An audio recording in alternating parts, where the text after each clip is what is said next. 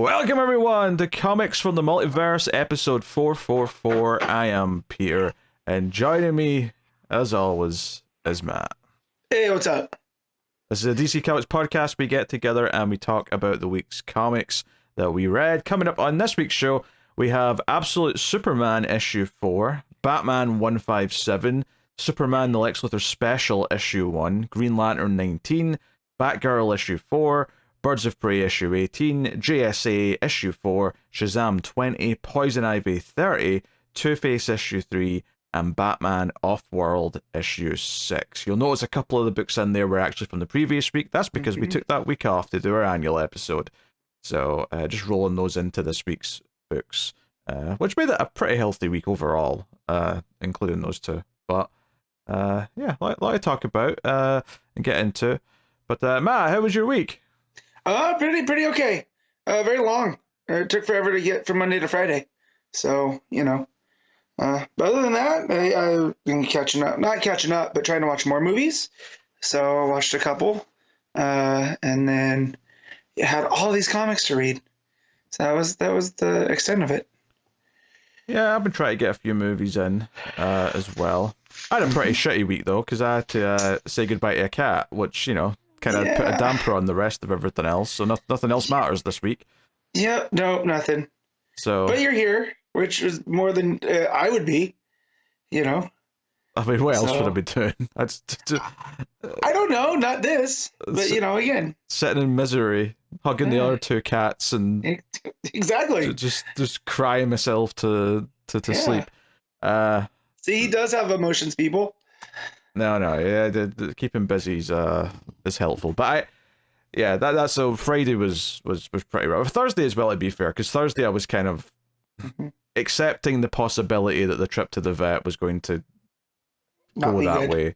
So Thursday and Friday were pretty bad days this week, but hey, it is what it is. We're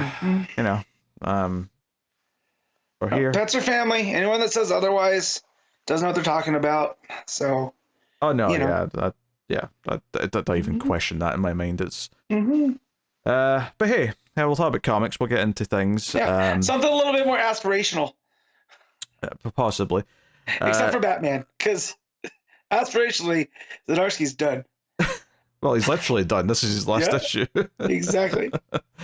So yes, but we'll start with the list formerly known as the ComiXology Top 10, the Kindle rankings, if you will. Not that I remember to get it up, but luckily it only takes me like a second. So here we are. I forgot to do all my setup things this week. I guess I'll just, understandable. I'll just chalk that up to emotions running high. Matt, what's your guess for what's number one right now on the Kindle store for this week? All right. So I'm looking. I don't see any new X number ones. Right. So then that leads me to guess Absolute Superman 4. That is correct. Boom. Absolute Superman 4 is once again at the top of the weekly chart. Number 2 is Ultimates. Number 3 is Batman. Number 4 is Avengers. Number 5 is JSA. Number 6 is Phoenix. We're ping-ponging between DC and Marvel here, but now Marvel have a few in a row here, because number 7 is Star Wars Legacy of Vader. Number 8 is Wolverine. Number 9 is Justice League The Atom Project, which, sure, fair enough. It's the one we didn't want to read, but other people seem to want to. Number 10 is Power Man Timeless issue 1, which I assume is a mini-series. Yeah. So just missing the top 10 was Batman Off-World. Then at 13, Batgirl was there. Birds of Prey at 15. Shazam's at 16. So a lot of the other books we read this week are just kind of sprinkled outside that top 10. So. And I don't even see Star Wars on here on League of Comic Geeks. So, wow. It just means it's further down. That's all. No, I know that, but with everything else that came out, right, that's being pulled via, right, because that's how they do their list. Yeah, well. It probably just means it's an issue 1, and it's not been pulled that much yet. I mean, other than that, not too much to note. I mean, most DC books beating Namor, so that's the thing. Just Two-Face and Poison Ivy didn't quite do that honor. Well, dang, because I love those two books a lot. So they're just being read physically. That's all. Yeah, this is digital numbers, right? True, yeah, you can cling to that. You can cling to the physical numbers, which probably does work for Poison Ivy. There's a reason why that's been going so long. Yeah. I don't know if Two-Face has necessarily got that same pervert buying the covers boost that Poison Ivy does. Don't yuck anybody's yum, all right? I'm not judging. I'm just saying that's why Poison Ivy and Harley both do so well despite their digital numbers seemingly so down. You know, Harvey was once a good-looking dude. He still half is. Only if you look at him from the right side. I don't know if you can talk about beauty quite that same way. Well, he's half. He's half of a pretty face. Yeah. Yes, don't look at him from the other angle. You'll be fine. Yes. Yes, winning idea. Anyway, that's the Kindle rankings. Well, I mean, that'll get us onto the books quite sharply this week. No news really to speak of. Get into the start of February here. So we will start off with Absolute Superman issue 4, which is Jason Aaron writing, with Rafa Sandoval on the art. This is, you know, I really liked the last issue that was all set in Krypton, but I'd kind of like, when I started reading this one, I was like, oh yeah, we didn't even see like the present day Earth stuff all the last issue, so it was actually kind of nice to get back to that. And this does the flip of that, where this is all Earth stuff. It's all Earth, and it's all from the perspective of Lois, who's trying to track down Superman, and it very much feels like a sort of play on, you know, the birthright thing, where as a journalist she's going around like speaking to people that Clark has helped. She's kind of doing that here, but under the new context of being one of the peacemakers for the company. Yeah. So yeah, I mean, it was an interesting framing of this. The other thing this issue does is set up that there's one slightly more crazy peacemaker who we later learn is actually the Peacemaker from regular DC, because they say he's named Christopher Smith. But yeah, he seemingly even goes to the Brainiac computer and says, hey, I got kind of unhinged. I think I'm worried I'm going to hurt people. I need therapy. And the computer's just like, no, your weapon malfunctioned. You're good for duty. We're going to send you back out there. How prescient is that right now when we're dealing with AI and the state of the world and algorithms that Jason Aaron throws that in there like, no, this isn't just going to make him more unhinged. You know, because you got to think this was written months ago, you know? I mean, I'm not even convinced that this is entirely a computer that they're talking to. No, but he thinks it is, right? Yeah, he thinks it is, yeah. Right. So from the framing of that is that, you know, this is an algorithm. Because let's say even if Brainiac, there is a human in there, he's been corrupted by the data and whatnot, right? That is Brainiac. So yeah, just the fact that he's trying to be like, hey, I don't feel right. There's something wrong. And this algorithm's like, nah, go back out there, kill some people. You'll feel fine. You know, again, for something that was written months ago, it's oddly prescient now. Yeah, so you've also got Lois, like, disciplining some of the peacemakers for being, you know, rough with the civilians, all that stuff. A big thing as well is that she calls her father, and Sam Lane's... Surprise, surprise, Sam Lane's a bit of a prick, because he's always a bit of a prick. Shocker! We see that he's lost his legs on this reality, and he's got these, like, sort of, like, metal limbs that come out of his chair that he puts on so he can walk around. Lieutenant Dan, you got new legs. Yeah, but he's trying to warn Lois to not be friendly with the locals, that it's dangerous for her, that the Omega Men will come. They tell a whole story about how he lost someone who also believed that being peaceful and getting to know the locals was a good idea, but he ended up getting captured by the Omega Men and killed on camera.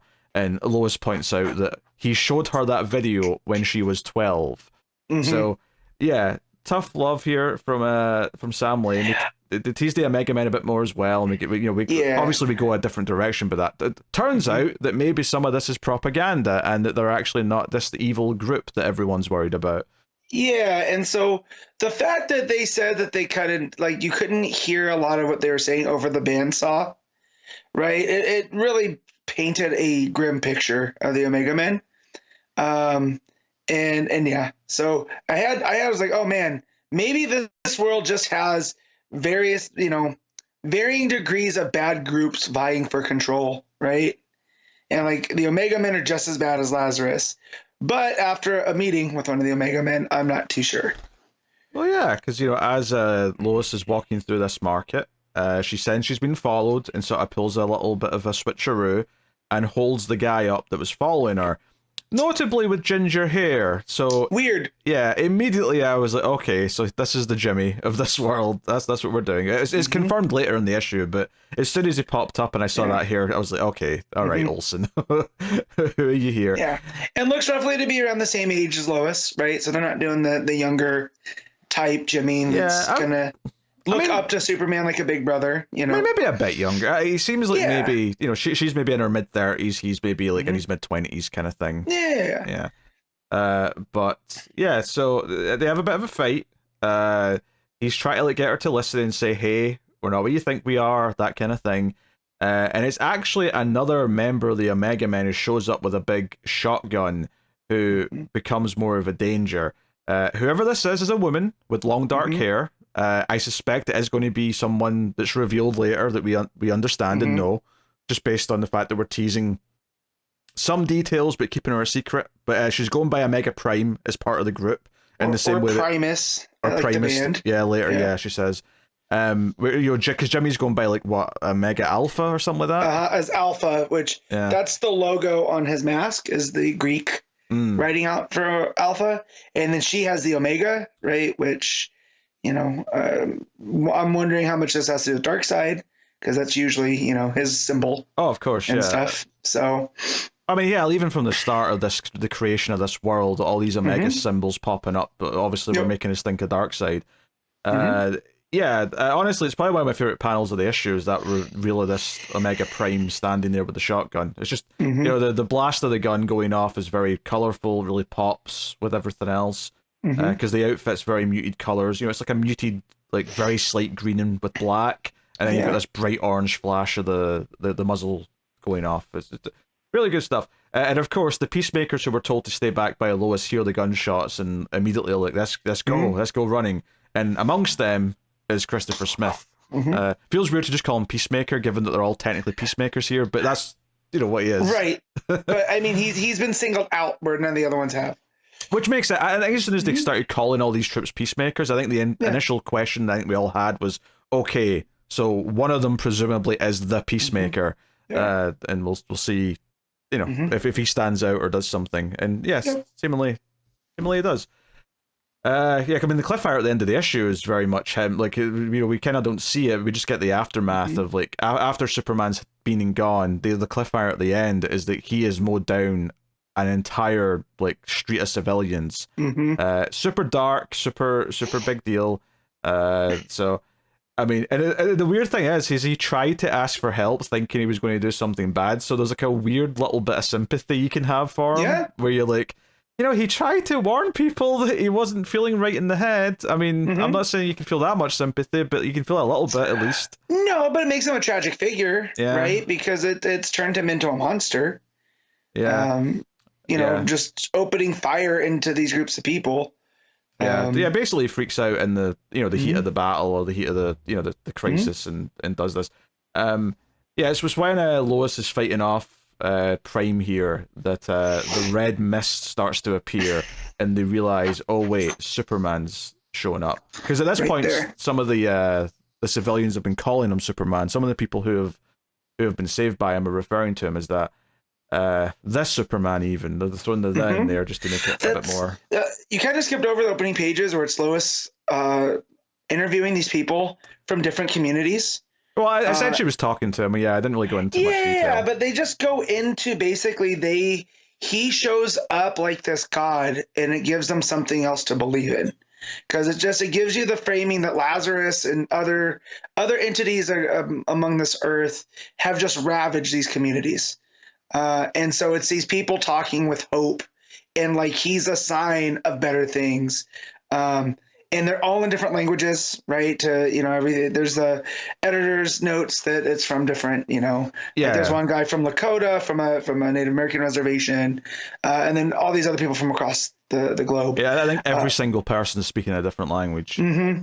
Yeah, and it just shows this unifying aspect of hope, and like he came and helped us, but he showed us that there is another way out, that we don't just have to do what they say, and he feels like he has to save this Earth.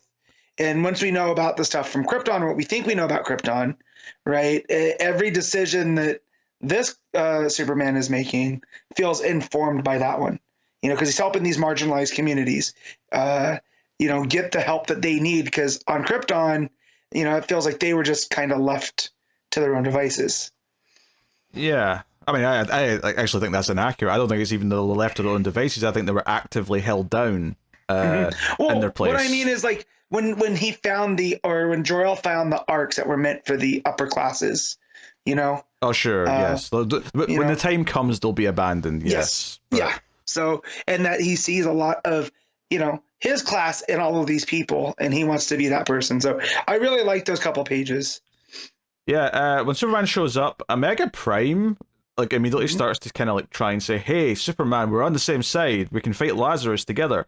And the funny thing is that because Jimmy has said, hey, Omega Men's not what you think it is, Lois, I think you should switch sides. Like, I'm inclined to think that, yeah, they probably are mostly good, or at least have better intentions than Lazarus. Yeah. That said, though, I don't know if it's going to be a case of, they're just truly completely good, and Superman should side with them. It feels like it might be a bit more shades of grey than that, where maybe Superman will inspire them to be a little bit better if they allow him to. But, he does obviously single out Lois and says, you've been looking for me, stop it. And she's like, I want to talk. He's like, I've got nothing to say to you. So, yeah, of course, Superman uses his freeze breath to freeze all of the peacemakers. And Lois is left standing there. And he even has a little joke where she says, I hope this hurts you idiots for coming in here guns blazing. And I like that as Superman flies off, it's Jimmy that gets the photo. Yeah, just not his phone, but it's like a nice little touch of like him getting a photo of Superman, yeah, and then he gets slapped like Robin when Robin asks about the parents at Christmas. Is that the origin of that meme? As far as I know, the original is something about spending Christmas with parents, and then Batman slapping Robin and saying, "My parents are dead." Yeah. Because that's one of my favorite ones to meme out. And then just by itself is the Moon Knight, where he's yelling at Dracula that he owes him money. Those are my two favorite reoccurring comic gifs. So I didn't know the origin of that Batman one. Now, admittedly, I've never actually seen the original comic, so I can't confirm for sure if that is what the original panel said. But I feel like that's the original version I've seen before it was edited with other, quotes and stuff. But yeah, she slaps Jimmy and says, "Imbecile, this is your fault." And Jimmy is adamant that Lois will still switch sides, that she can still be convinced. But yeah, there's some hope there. But yeah, the cliffhanger, as we said, is all the civilians that have been gunned down by Christopher Smith Peacemaker. So yeah, and they do a little touch here on the art where you can tell it's him at all times because his helmet's damaged. He's missing one of the eye bits, so you can always see one of his eyes, which is just smart because otherwise he would just look the exact same as the other dudes in the same outfits. So smart touch there on the art. I'm enjoying the restraint that Aaron and Sandoval are having here with the Superman stuff. Like, it's not too much, because like in here Superman's in like only a couple pages. Yeah, I like that, but especially since after last issue, which I know we were on Krypton, so it's a very different context, but I kind of like that Superman was being kept away from us here for most of the issue, as Matt is dealing with a troublesome young dog. My new dog's being a real pest right now, and she's not used to recording hours, so yeah, she's just being a menace. So no, I am digging this quite a bit. I think once again, like the way that red is like not used too much, other than maybe a bit of the Peacekeeper's outfits, makes the red of Superman coming in really punchy. There's so much red on those pages when there's just his red mist cape is just everywhere. around the panels. I just, it's really good, and you can maybe even correlate it and say the reason why the one other thing that we're constantly seeing read in is the Peacemakers is this idea that they're both forces that are here to impact everything and maybe not fight per se, but they're both influences that are trying to sway the balance of power on the Earth. I'm trying to keep my thoughts straight as Matt is getting very distracted and running off to deal with a dog.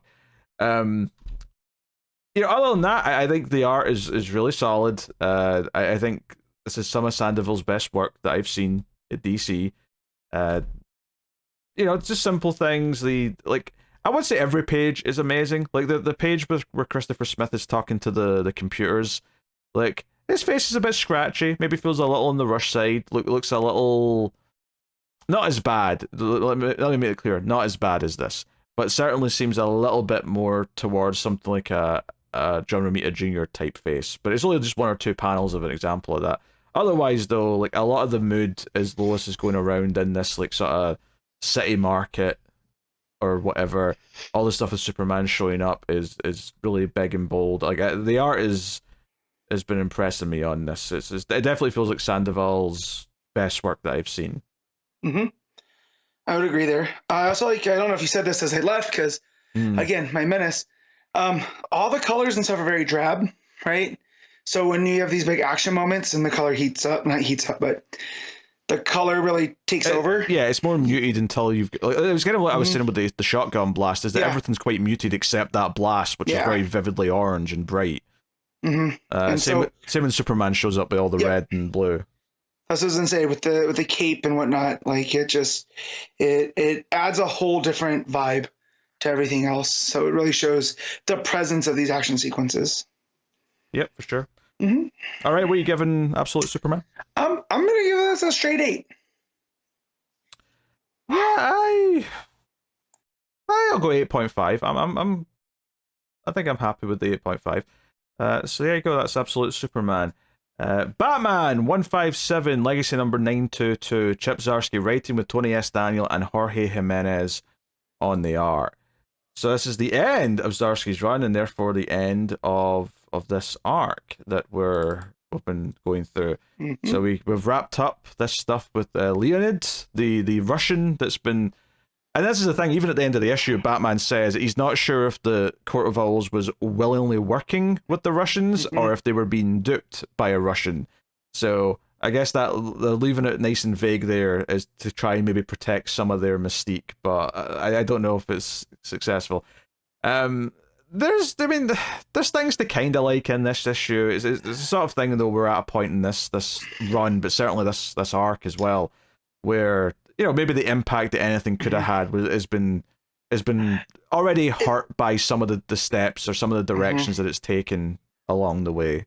Definitely feel like Zdarsky got cut off because I feel like all the stuff with Commander Star was meant to go a little bit further. Because he's just kind of there, and there's not really any payoff to Batman fighting him.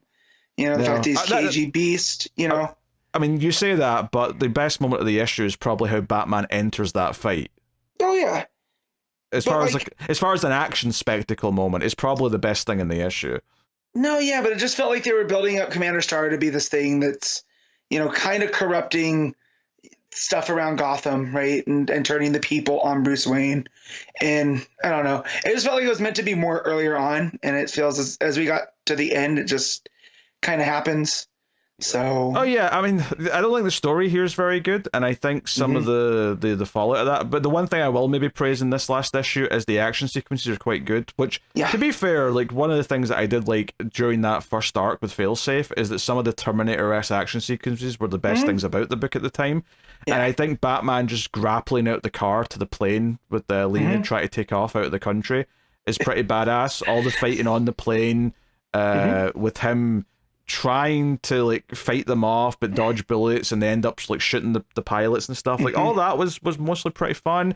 The fact that he kind of hits someone and doesn't realize that he's knocking them out the plane and then has to try and save the guy that he's knocked out the plane whilst also defending himself from the other bad guys also kind of felt like, I thought all of that was well orchestrated carnage, so I think I appreciate that. And then the big thing is that obviously once the pilots are dead, and he's, Batman's trying to, like, he phones Bullock, he warns Bullock, hey, a plane's coming down around this neighborhood, evacuate the place, which Bullock does, despite the fact that Savage doesn't want him to. Yep. And Batman has to strap himself into the top of the plane and fire his grab a couple of the guns that they've dropped and fire the explosive putty that he's placed on the wings, because he has to, like, take out the wings so that they're not, to cause less damage, because if there's no wings, then it's only affecting a slimmer strip of land. Yeah, but effectively he turned into a giant torpedo. That is also true. Yes. But it still is fun. Like, this is fun in the same way, like, fast movies are fun. Sure, right? Yeah. Because it's just dumb action. And you're just like, sure, why not? Yeah, and I do appreciate Batman having the thought that he hates having to use the guns for anything, even though he's not shooting at a person. Like, I appreciate that little... Yeah, but he's using them as a tool, right? He's using them to do the... so it's no different than him using explosives, right? For sure. I've always been of the opinion that Batman, when he's training, should train with guns for a bit, because he should understand how they work and how to dismantle them, and, Yeah. So, like, I don't have a problem with that, but... Like I say, my favorite part of the whole issue is probably this plane with no wings careening down the middle of the street, landing right in front of Commander Starr, and then Batman just jumping out off the plane to get into the fight. Like, it felt like such an epic entrance to a fight. I was like, you know what? Okay, that was kind of fun. I'll give you it. Yeah, it's very funny that Batman's effectively doing a Superman punch. yes. Right? Yeah. He's and just silhouette. Yeah. And punching Cody Rhodes right in the head. Well, that's the irony, is that, well, we call it a Superman punch. I feel like it's all the regular humans that make more use of it. Of course. Typically. It's because they are showing, the power of Superman through a human body. That's, yes. I mean, it's just because they're jumping, so it's a flying punch. That's all they need. 100%. Yeah. And then meanwhile, Gordon's trapped in the building with Riddler that's falling apart, and he has to save him because he's still got the bat belt on, so he's got a grapple gun on him, and he saves him, and it's a thing. Obviously, I mean, the fight with Star / KG Beast would have meant a lot more if we built up to him a lot. I guess the one little detail I kind of liked is that Leonid just kind of tells the Russians, yeah, we kind of have to leave KG Beast behind, but, that's an acceptable loss. He's KG Beast, he'll be fine, But I always feel like there's more on that bone, because, we hate the Rick Grayson stuff, but he effectively tried to kill Dick, right? And so there's always this layer with Bruce there with KG Beast that I feel has never been, properly addressed. Yeah. So, the fact that they turned it out that it's KG Beast and there's all this thing just for them to have this fight in front of the crowd, I was like, oh man, I was hoping Zdarsky would do a little bit more. Yeah, I mean, I think this issue really just comes down to all the action's actually really good. It's just a case of the plot that got us to these points just wasn't that great. So if you don't read the words, it's fantastic. Well, this is the thing. Like, after the action scene, it goes to a scene at the hospital, right? And it's Bruce going to meet his potential brother. And I literally went, oh yeah, I forgot about this brother part. Like, I forgot we were doing this. And that's kind of just like another example of like how disjointed this arc has been. Because the brother thing just feels like we could have just not done that entire subplot. And I don't think it would have affected that much. Because there was no payoff to even the corporate takeover of Wayne Enterprises, right? Because that was all just Riddler trying to merge the company, Well, here's a question then. Do you think that when he wrote the first issue of this arc, he thought he was getting more arcs, and he thought he was going to be able to expand in all this over multiple arcs and not just this, and that's why it's barely come up in this one, really, other than just the first few steps of it, because at a certain point halfway through he realized, oh, I'm only going to get to finish this arc and that's it. So yeah, I definitely feel like that, because there was also mentions to other characters that had popped up in First Night. Yeah, I was going to say that's a very different book. Yeah. No, in first, for the Night. Jeez. Something with the Night. He built armor. He went around the world. But yeah, so there was a character mentioned there. So I definitely feel like Zdarsky had stuff plotted out that might have, we say this a lot. Sometimes it starts and the finish is so wild, we're just happy it's done. But like the brother thing, I just felt like was planted early on. I feel like he wanted to explore that with Bruce and the faults of his father and all this other stuff, and he has had to wrap it up in a couple pages here because that's how it feels. Yeah, because it's basically just Bruce comes to meet him and find out who he is, basically, and say, hey, if you're my brother, I'll make sure you get everything you're owed, and blah, blah, blah. And the brother's like, hey, I never wanted money or fame or anything. I always knew it was a possibility that I may be related to you, and it was kind of the lawyers and all that kind of talked me into all this. But of course, they tie all this up neatly so it doesn't have to affect anything ever. At the end of the scene, he pulls out the DNA test and says, I'm not your brother. We've confirmed it. So it's just kind of like, okay, I mean, like, I think this could have still been worth something if we'd spent more time with Bruce thinking he did have a brother, and maybe... And it would have been nice as well for it not to turn out to be, oh, he's a villain who's doing this as a trick. The fact that he's just seemingly a decent guy who doesn't want anything from him actually feels refreshing. But because we haven't really done that much exploring of how Bruce feels about having maybe a brother, it just feels like, oh, we set this up and then just paid it off quickly like this, you know? Yeah, and I do like what the guy says is he's like, I'm always going to be me, right? Regardless of what that paper says. Is I've done this all myself, you know, regardless if I was a waiter or not. And so I kind of like that aspect of it.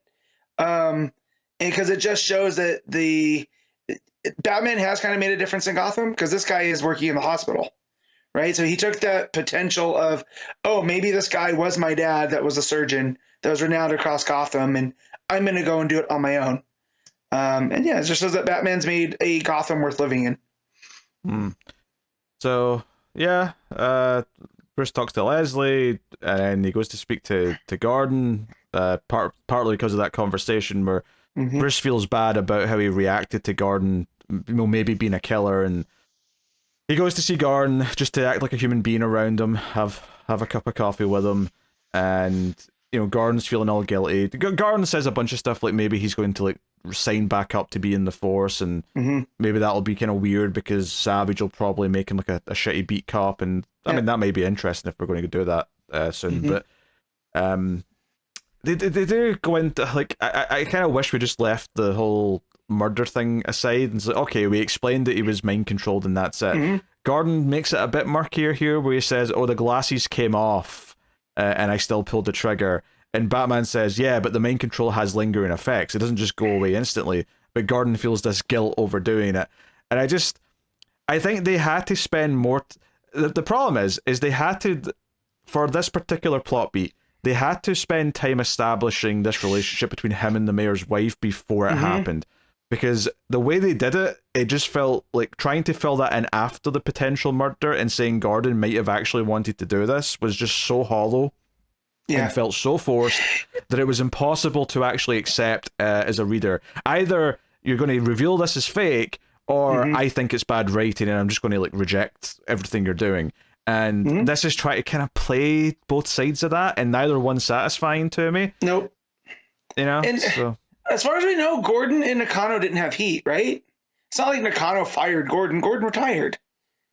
So, like, if I recall correctly. Yeah, so it's like you're just like, oh, this was my girlfriend's husband, and you know, so I'm gonna shoot him over that. It rings, like you said, hollow. Like it's just like that's not the Gordon we know, and there's no justification enough. It's not like Nakano was abusive. He was just, he was absent. The mayor of Gotham. Yeah, he was busy. You know, like, yes, that's not good, but it's not worth Gordon shooting him over. Yeah, but that's not even the what I'm saying here, though. I'm saying you had to make me believe in this relationship that he'd built with the wife. Not forget Nakano. Just convince me of the relationship. Like, show me it forming earlier in the run. Show me it forming. Like, you could have started doing this during some of the failsafe shit if you wanted to. Show it building over time so that by the time we get to the point where, oh, the mayor's turned up dead and... we can all immediately go, oh no. Whether we think Gordon's done it or not, the one thing we could maybe think from that is, oh, Gordon's going to look suspicious because he kind of has a motive more than most people. But because we didn't even know about the relationship until after that issue, we couldn't come in with any of those thoughts. We just were like, wait, why are we fingering Gordon for this? It made no sense. Yeah. So it was unsatisfying to read. No, for sure. And yeah, I don't like that the last couple pages are devoted to that. Yeah, you know? yeah.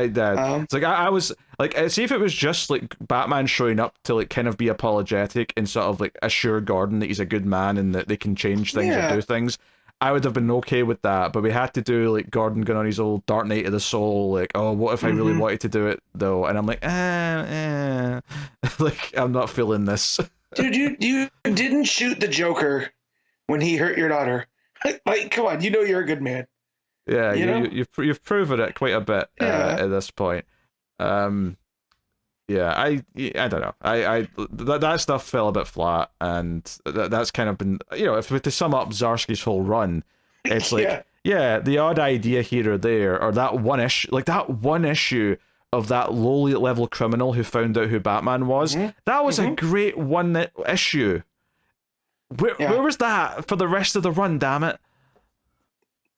It's a great question. Instead, we're doing failsafe, Zur-En-Arr, jumping through the multiverse. Well, and that's the other thing too, is that I felt like a lot of those arcs just went on for too long. Like those would be fine almost in like that Action Comics kind of how they're bringing in rotating people if they were just like these little 3-issue arcs of things. But I felt like Zur-En-Arr went on for 2 years, and I know it didn't, but No, it felt like it did. But yeah, it felt like it was a while. Yeah. But yeah, and you have to believe too that Jeff Loeb is probably not using much of this. I doubt it. Yeah, he'll probably just come in and do whatever he wants because he's Jeff Loeb and he has Jim Lee. Like he can do it, So yeah, I mean, it just stinks. I suspect he'll adhere to just who's around. Just because it's like, hey, okay, unlike last time, Damian Wayne exists, so it wouldn't surprise me if he's excited about throwing Damian in there for a little bit or something. But yeah, I don't know if he's going to be referencing much of what Batman's been doing in this book for the last little while. Maybe he'll surprise us. I don't know, but I'm almost thankful that the superstar team came in to like end this run quickly, though, just because. I'd be complaining if I was liking the run, obviously. I'd be like, this is shitty. We're being forced out of a run that I like for Hush 2 of all things. Yeah. But because I didn't like this run that much, I'm like, you know what? Yeah, thanks, Jeff. Yeah. Hey, guys, let's go. Let's do it. Hush 2, baby. Let's go. Yeah. So, some good action sequences. Like, I'll say that. Like, I had fun with some of the action sequences. They were good. I just wish the plot to get there wasn't so convoluted. Like, you could have just done something simple, like, okay, Russian guys trying to affect the corporate side of Wayne Enterprises. Batman uncovers it. He's gotten what he wants. He's on the run. Get to the plane. The rest of it plays out pretty much the same. Yeah. And instead, we got Riddler, we got Mad Hatter, we got all these things being mixed into it. They just kind of made it more convoluted and nonsensical. Yeah. It just he really brought the soap opera to Gotham. And I don't mean that just because of the love aspect, but it was so up and down, like the storytelling. Just kind of just throwing stuff in just because. Yeah. Like you said, it was very convoluted because you had at one point you had this shadowy Wayne brother that may or not be related. You had Riddler, you had the board member at the same time as Gordon and his love triangle. And again, it was just all of these plots that don't seem to go together. So, but mercifully it's over. Yeah, it's done. So we'll see if Zdarsky ends up in another book. And I'm not against him taking another book. I think he might do well with some other characters, but I think I'm done with him writing Batman. Yeah. Like, I could do without that. I'm trying to think what kind of character I'd like to see him on. And I don't know if I'd want something as big as a flagship. Like, I feel like before Ewing did Metamorpho, I feel like someone of Metamorpho's level would have been real good for Zdarsky. Because he could kind of just do these things and, be a little bit zanier, have a little bit more fun. But I feel like with Batman, some of this stuff just doesn't land because it's Batman. Just give him someone a bit further down the card, as it were, and see. Yeah, I don't know. That's if he's going to stay working on DC books. I don't know if he will. Maybe they'll announce something soon, because I don't think they've announced anything in solicits yet for the next few months. So we'll see if he ends up sticking around or not. But that could be him for DC for a little bit. But we'll find out. Matt, what are you giving Batman? I'm gonna give this a 7. Yeah.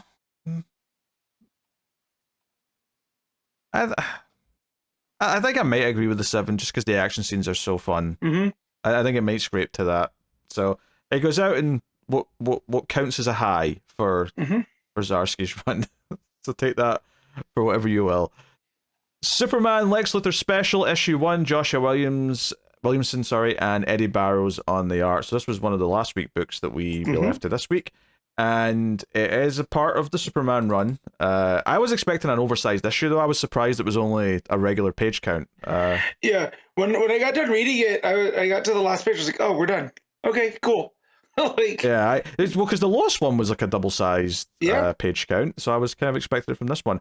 Don't get me wrong, this was like my 10th book, so I was pleased that it being a bit more digestible. In order to make sure I could read everything on time, I read this last week. Right. Okay. Right. So I am dealing with it on with a bunch of space.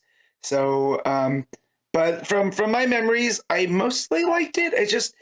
It's just that same pacing issue that I've had with Williamson on Superman, where I feel like we have all these pages just to get to, a small thing happening. Yeah, I mean, I don't know if I agree with that complaint per se, because I actually think I have the opposite complaint usually with Williamson, is that he goes through too many plot ideas too quick.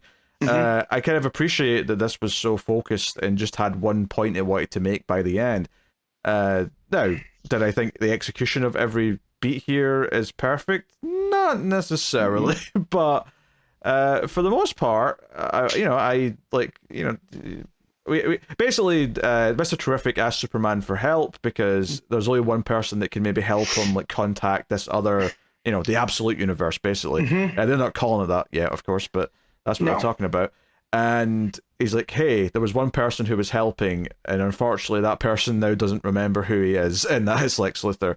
So yeah, Superman comes to see Lex and sort of, ask him if he's starting to remember anything, and Lex is like, hey, I mean, I don't know if I really want to remember who I was. Doesn't sound like I was a good person. And this is right after he's had ice cream thrown at him from civilians who are like, yeah, he's been milkshaked. Yeah, you should be in prison, Luthor. You disgusting, violent. And Mercy's his new girlfriend and is sticking up for him. It's the whole thing. And it gets kind of awkward because when he says, really, Superman, do you really honestly think the world's a better place with Lex in it? And Superman can't quite give it a proper answer. He just gets kind of awkward and says, you know what, this is your choice, I shouldn't be pushing, and he flies off. And it does feel kind of like a bitter moment where Superman can't bring himself to honestly say that he thinks the world's better with Lex in it. It's a decent moment, and obviously throughout the whole issue there's these little flashbacks to Lex as a kid, because one of the framing devices is that Lena has got him a piano because when he was younger he played piano, so it was something his mother had him do. And we see these flashbacks of him playing piano, his mother encouraging it, but his father being this drunk who was like, why is he playing a piano? You're making him soft, you're doing this, you're doing that. And he's also a science nerd, he builds a whole thing. So anyway, to cut the story short, he builds this transmitter to beam his music out into space, and his dad sort of makes fun of him for it in the flashback. So young Lex goes out into a field, turns on his little thing, and beams his music out to travel out. But the little twist here, if you want to call it that, is that the music actually travels to the Kent house in Smallville, and it actually cheers up a crying baby Clark. Where the Kents are like, hey, we can't get him to shut up, this is scary, how do we comfort him? Yeah. And then they don't hear it, of course, but the music's at such a pitch that his Superman ears, or super baby ears, I guess, can hear it, and it calms him down. And it's kind of this thing where a long time ago Lex somehow actually helped baby Clark out, and the issue ends with Lex going over to the piano and playing music that he played once before, and Superman and Lois, because she's got super hearing now too, hears it, and Superman says he recognizes it, and he has the realization at the end of the issue that Lex remembers because he's playing this music again. So I think it's a solid ending. It's a nice way of doing it. It's definitely, I think I appreciate that it's a lot more low key than I thought him getting his memory back would be. Like I could have seen a whole big thing where Williamson would have him he secretly has been remembering for months, and Yeah. he's been doing things, he's been manipulating, and or equally I could see, oh, he's been faking, he's been remembering for a while and he's been faking that he's still got amnesia, but not out of malice, just because he actually kind of likes the way people are treating him and he likes being this new version of himself. Yeah. Or something. Yeah, I will say I do love the music aspect of it, being that they need him to figure out because of the vibrational frequency and whatnot, because that's what the totality was dealing with. And so, but it's music is that thing that makes people remember, right? Because it's like so ingrained in memory and soul and whatever else you want to say. And it's this thing that also ties him and Clark together, right? It's almost like their fates will always be intertwined. And that was just the reminders when Clark hears that music, like he might not know, like he might not fully remember it, right? But it hits that part of him. And so it also is playing with the whole memory aspect of things. So, admittedly, I am on the record, and I do maintain this, that I would prefer that Lex and Clark have never had any interaction of any kind until Clark comes to Metropolis as Superman. But, I mean, as far as this goes, though, it's not like some big thing where they interacted with each other. It's more of like a happenstance that they don't even really know about. So, I can accept this a bit more than my normal complaints of young Lex and Clark knowing each other. How'd you feel about Lionel looking just like John Glover? To be honest, that's what Lionel looks like to me, because it's it's the most memorable version of Lionel Luthor, because it's not like Lionel Luthor is a huge character in the comics who shows up a lot. So no, but it always just cracks me up when they give him the hair, and that is just John Glover's hair from Smallville. There's multiple ways to draw an older. Like Lex Luthor's dad. Oh, sure. But that's what they're playing off of. Yeah, but how many artists who are drawing comics today have seen Lionel in a comic book, but have seen him in the show? Yeah, but that's what I'm saying, is they could literally do anything with Lionel, right? Well, but I'm saying they have one point of reference, so they're going to reference it. Yeah. So, but that always just cracks me up, But yeah, and the tragedy of Lex Luthor is something that I'll always not admire. It's the wrong word.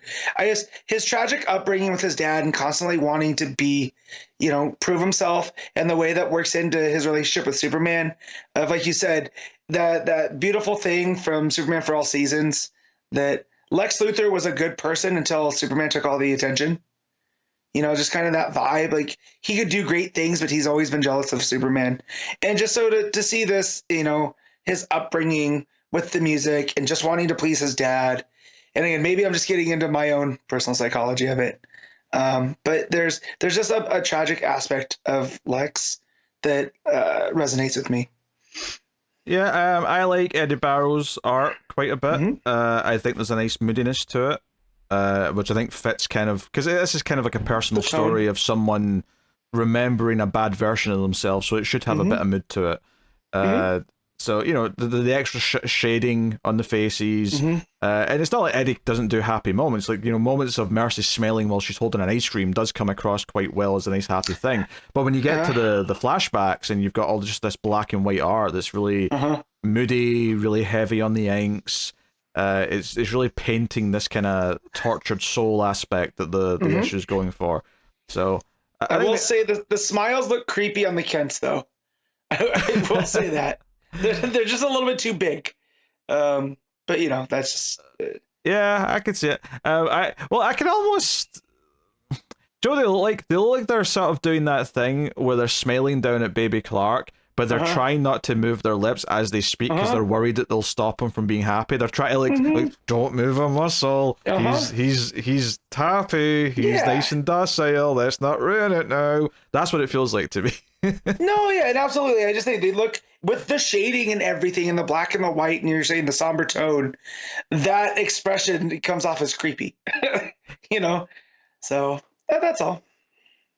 Yeah. So, I mean, this obviously has one main plot beat that it's important for the run, and that is Lex is remembering who he was. Now, how does Lex react to how he's felt when he's not had memories these past months or whatever it's been that this has been taking place over? That might be curious to see. Also, shout apparently the Eber Ferreira is also on the art in this. I didn't notice that. It wasn't on Comic Geek, so I missed it. Yeah. I presume the flashbacks are. Those look like Barrows though. You think? So you think the colors stuff is Eber? Maybe. I don't know because their styles are both similar. I know they work together a lot though, so it could be something like that Ferreira did the inks. Because it's listed as art with different colors. Yeah, there's no ink credit, so yeah. No. So at the very least, one of them's doing the inks, yeah. Yeah. So I don't know, but their styles are very similar, so I can't tell much of a difference because it does look like Eddy Barrows on both the color and the black and white. It does to me as well, which is why I never questioned the credit I read as just being Eddy Barrows, because they both look like Eddy Barrows to me. Yeah. It makes sense though that the flashbacks would be the different artist, whoever it is, but they're similar enough that I never really questioned it too much. Yeah. I'm also curious what the music sounds like, so people can read music and have time, right? If we could hear what the song that Lex is playing is, if it's an actual, you know what I mean? If someone took the actual time to make a fun melody. I would bet that it's not that someone wrote something, it's more just that they looked up a piece of copyright-free music and used those notes because they had to look right. That'd be very funny. Yeah. It's just like the hold music that you have to listen to. That said, though, I don't even know if it has to be copyright-free technically, because it's just writing down the music. It's written down, right? Yeah. It's not the full composition. Yeah, plus, obviously there's bits missing because it goes off page and comes back on, so even if technically this is the music notes to... I don't know. Like I would do anything for love. It doesn't matter. Yeah. I will do anything for Clark, but I won't do that. I feel like that is their relationship, though. Yeah, because when Joker sings to Batman, it's I would do anything for bats, and I will do that. Yeah. He'll do anything. Yes. No limits. No limits on his kinks. Not to that smiling man. Honestly, I mean, admittedly, the only critique I would have of this is that this really could have just been the next issue of Super. Like, this doesn't need to be a special. This just reeks of, hey, we have to get through more story by a certain issue for some reason, so let's just carve this one out and say it's a special one-shot. This would take too much away from a Doomsday plot. Yeah, or equally, they could have just double shipped for 1 month and called this issue whatever we're on. I don't remember, but... Well, I said this to be continued in 24, so this could have been... This could have been 24, yeah. And it could have just went back to, 25 for the next one. I mean, maybe it would have made more sense to start it before the arc that we're on, but... Yeah, it just feels like another issue of Superman. Well, it also, because it's not really an annual, but it feels like a story that would have been in an annual, Well, no, I'm saying the opposite. I'm saying it feels like it's just another issue of Superman. But haven't we had this conversation that you like it when it's just the next part? I do, yeah. Yeah, so that's what I'm saying. It feels like it's separate while also being a part of it, Yeah, but it's not an annual, so they could have just called this the next issue. Okay, we're splitting hairs. At least the Superwoman one at least was double size, so they had in theory, I mean, arguably it was too long for what it was, but in theory you can understand why it was a separate issue. Anyway, what were we rating it? Gonna go. I'm gonna give this a 7.5. Yeah, I agree with that. Yeah, I won't quite call it great, but I think it's perfectly solid enough for what it is. I do like the art, so yeah. Green Lantern 19, Jeremy Adams writing with Oclair Albert, Jason Paz, and Fernando Pasarin on the art. So this is the other book from last week, because there was only 2 books last week, which is why we did the whole week off thing. But yeah, so this is starting kind of our next arc here of Green Lantern. And I'm happy to say I really like this issue. Jeremy Adams, stop being so good at your job. Please. I mean, I like that it paired things back. It's like, let's take some personal time with the characters. So, Carol's helping the Justice League, when she's on the Justice League, I should say, even. And, Hal comes to help out a little bit, and they start flirting, which pisses off Batman. and Wonder Woman and Superman give him shit for it. Just the constant heat of Batman and Hal Jordan. If that's something that always is happening, I'll love it. Yeah, but it's a fun little moment, but it's basically like Hal and Carol talking about what they're doing, and Carol says she's going to stay on Earth with the Justice League because it's helping her be a better hero. She's learning a lot from working with them. And Hal says that's a great idea. But hey, if you've still got that connection to me, so if you sense something's wrong, come out and save my ass, will you? And she's like, yeah, of course. And then they have a quickie while they're waiting, because Kyle's off rounding up some other team members. So Carol's like, hey, we've got time for a little bit of fun. Let's go do that. Which obviously leads me to my other happy point, is that, hey, Kyle's co-starring in the book today, which I also enjoy. And we'll get there. Kyle has a new best friend. Yes, he's got a couple of friends. Because the next thing we get is him going to recruit Odyssey, the Time Bandit, a character I totally know. She's brand new. Oh, she's brand new. Okay, fair enough. The way that Jeremy Adams wrote this, though, I was like, oh, what obscure, you know, 80s thing did this come from, or from the 90s with Kyle? It was the same with the villain we've got just now, the boat breaker. What was his name? Heartbreak? No. I almost said Angel Breaker, but that's Batgirl. Yeah, Superman. Or Batman. It's a vampire dude. Yeah, the vampire, whatever. We'll get to his name later. Anyway, but he did turn it to be a thing, just from like a less interesting. And so, as far as I know, Odyssey's a new character, but cool. I will appreciate Adams making it feel like, you know, from an era, right? Because this felt like something from Kyle's past. He talks about her. I like how fresh some of this stuff feels. It feels, because it's not just we're building a team of Green Lanterns. We've got this character coming in, and Kyle mentions that her partner or her, was that a sibling? Maybe I can't remember. I have to go back and check the dialogue. But it's like, hey, like, because of your partner, you're the perfect person to come enjoy this team. You know, so she's resistant at first, and it's like, hey, you escaped your cells, but because you can escape your cell is why you're such a good candidate for this. So yeah, we get that, and we get the really funny scene afterwards where they show up in Australia, and these two guys are like, oh, this guy fell out the sky, and then Odyssey and Kyle just sort of pop up beside them, and they both freak out and like fall to the ground. I thought that was quite funny. That was good pacing. And I just love the way that they're staring into the hole and we're looking up from the bottom of the hole. Yeah. You know, and then they're just there, and the way that Kyle has his hands on his knees is just a kind of, again, it's Kyle showing character. It feels very eager. Like he's just like, oh, what are you looking at? It's like he's an excited kid. Oh, what are you looking at down here? I got a chuckle out of that. And then it turns out, of course, that they're there for someone. I don't even know who this guy's name is. You don't know? You don't remember? Some super character, maybe. I don't know. I'm confused, Matt. You forget Connors a lot. Yeah, it's Connor Kent. Connor Kent's in Green Lantern, much to my dismay. But he's here. Total absolute beefcake shot. It's like, buddy, put your shirt on. Oh yeah, he's got his shirt off. No one needs to see this. Yeah, Kyle has to put up an umbrella with his Green Lantern ring because of the big splash that he's just made with the water. And Odyssey looks like she's enjoying it. Yeah, Odyssey looks like she's into him, so there might be a bit of a flirtation or a romance blossoming from this potentially. So we'll see where that goes. Yes. Kyle brings these two recruits to meet with Hal, and they've got a ship, of course, because they're not all Green Lanterns, so they need a ship.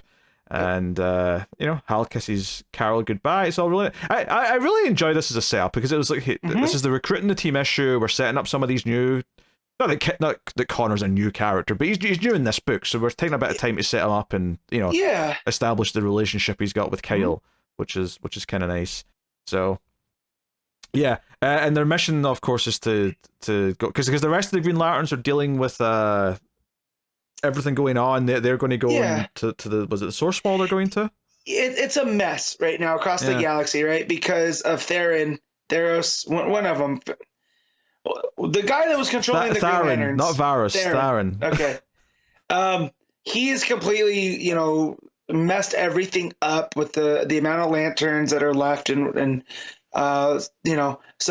They're predisposed. So like John Stewart's dealing with all that aspect. So the main mission for our team here is that they're going to try and get the book back and stop this new power battery from being built, so that the entire emotional spectrum doesn't get completely screwed up. That was the other part of the Hal and Carol's talk, was Hal telling her who Sorrow is, and her being like, wait, what? He's he's an ex-fiance. He's not like some weird super villain, and but notably doesn't feel guilty for too long that she might have broken him, because then they have a quickie. So yeah, she's like, oh, anyways, any whoosies. It's the whole thing. So yeah, we're back to the villain next. Starbreaker, that was it. Because he proudly announces that he's got a Starbreaker core that he's built, with a lot of people wearing very similar outfits to him coming flying through this big star portal. The Dracula capes. Yeah, it's great. These are the big high collar, Yes, very colorful. A lot of purple, greens, and yellows coming through here. Yeah, no, it's interesting. Like, I mean, I don't know how I feel about this villain yet, but I certainly, he's like mustache twirling evil villain, and I love it. Yes, because I think what they're going for here is that he's going to be more of a comic book villain, whereas Sorrow is going to be the one we actually feel some sort of complex emotions for, because he's actually just a regular guy who's been driven to this. Yeah, there's way more empathy for him, right? With the Sorrow, right? Because even as he's on the ground in front of Starbreaker, right? He's like, please, no more pain, no more misery. And you're just like, oh man, get up. You're making a fool of yourself. Right? So like there's a piece of there that we want what's best for him. Yeah. So we're on the ship with the main team. They're on their way, and Jaunn messages them saying, hey, one of the anomalies, one of these like emotional spectra anomalies where someone's just developed powers without a ring, is nearby. So Hal decides that he's going to go off and deal with that, and he'll meet up with the rest of the team, at their goal. So he goes down to this planet that's nearby, finds a bunch of aliens that have been killed, and the final page is a big alien dude, wielding red lantern energy. Again, no ring, just, he's just emanating it, and he's got a big red lantern hammer in his hand, and he's like, oh, they deserved it, they made me so mad, and to be continued. So yeah, I really dug kind of the setup stuff here. I thought it was slowing down, not having too many characters. I like that a couple of supporting cast members have been added, because I think one of the pitfalls that Green Lantern sometimes falls into is that it feels that we're just following the one character, and it doesn't let there be supporting cast, which is kind of ironic given how many Green Lanterns there are. So I appreciate this. And I like when they widen the net too, and you get some characters that normally wouldn't be associated. Like, there's no reason that Connor can't go on a space adventure. Oh, sure. I actually really like when there's one or two non-Lantern characters. I think one of the problems with like later Johns and definitely post Johns Green Lantern stuff is that there's just tons of lanterns, and like I think having Carol, and obviously Carol's a lantern now technically, but having just a regular person like Carol be a supporting recurring cast member is part of why I really was digging the first couple of arcs in this book. It was like, hey, that human heart is there. And having Odyssey, who is this interesting new character, and Connor being there for, like, just for different dynamics, having Kyle be a regular character. Because I assume if Kyle's in this book, I assume Kyle's not in Core.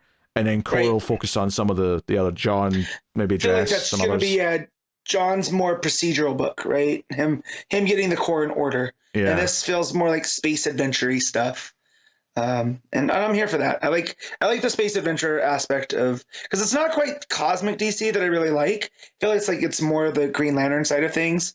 But you remember that book a little while ago that had Jess in it? I think it was Justice League Odyssey. It had Starfire. Yeah. Cyborg. Yeah. That's the kind of stuff that I like, going off into the the unknown on this type of mission. So I mean, that kind of gives me those vibes. That was years and years ago now, but I mean that was the sort of thing where, because Cedric was meant to be doing the art, it was like a really exciting thing, but he left after 2 issues, and then it kind of went downhill. It kind of lost its identity. Here, I trust Adams enough to keep the identity of space adventure. There's no reason to worry, because this isn't arc one of a new book. This is he's already done kind of a saga of arcs already. So this is like, we know he's here for the long haul. And he casually mentions his Aquaman book at the start of this as well, to say, hey, go read my other book that's happening right now. Aquaman's happening. And he's doing Green Lantern Corps as well, is he? Or is that another? He's co-writing, so I'm assuming that he's plotting at least, and the other person's writing the script. But I don't know that for sure, but it's not just him though on Core. So maybe makes me think of when like Tynion was helping Snyder write some Batman stuff, where it was kind of like, hey, here's your assistant writer to come in and shape and take over the other thing. But cool. So hopefully, hopefully Green Lantern Adams, Corps works out well, because we'll see how that issue 1 is in the next few weeks. Adams has just turned into this consistent, not turned into, but for me, when I see the name attached, I'm like, I feel like we're in good hands. And it might not always be like the best, that we're constantly raving over it, but it's consistent. And I just have I have very fond memories of his Flash run, right? You know how we talk about house style art? Mm-hmm. I feel like Adams is kind of the equivalent for writing. He's good house writing, right? He's not going to wow me in the same way that like a great Ram V existential book is going to. But if give him a superhero that we like, he's going to do some solid superhero stuff with them. I mean, look at that Jay Garrick book, right? Like, it was good. Like, nothing amazing. Some people might even forget about it, but like, as a Flash fan, it hit a lot of good points. It was definitely more forgettable than his Green Lantern run, or even his main, Wally run on Flash. But but I do think his Green Lantern's better than his Flash, though. So I do think he's trending upwards. Yeah. And we'll see how the Aquaman book goes once it gets, because when the Aquaman book basically like only teased what it was actually going to be by the end of that first issue, so we'll have to wait and see how it actually feels during its main story. House style writer sounds like a insult, but it's definitely a compliment as far as I'm concerned. Because I think in a good way, where it's like really solid, dependable hand. But I mean, again, we'll see. So, all right, what are you giving Green Lantern? I'm gonna do an 8.5. The art, we didn't really talk on the art too much. It's fine, but the story enough pushes it for me.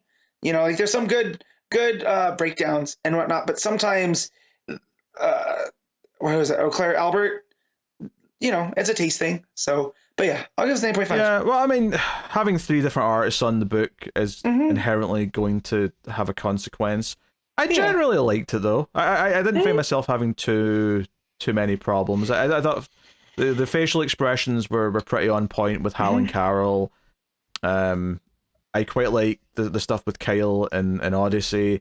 If anything, the only real, even the stuff with the villain, I thought was solid enough. Yeah, I mean, honestly, like the art to go along with what I said about the writer is very solid house style, pretty much. Yeah.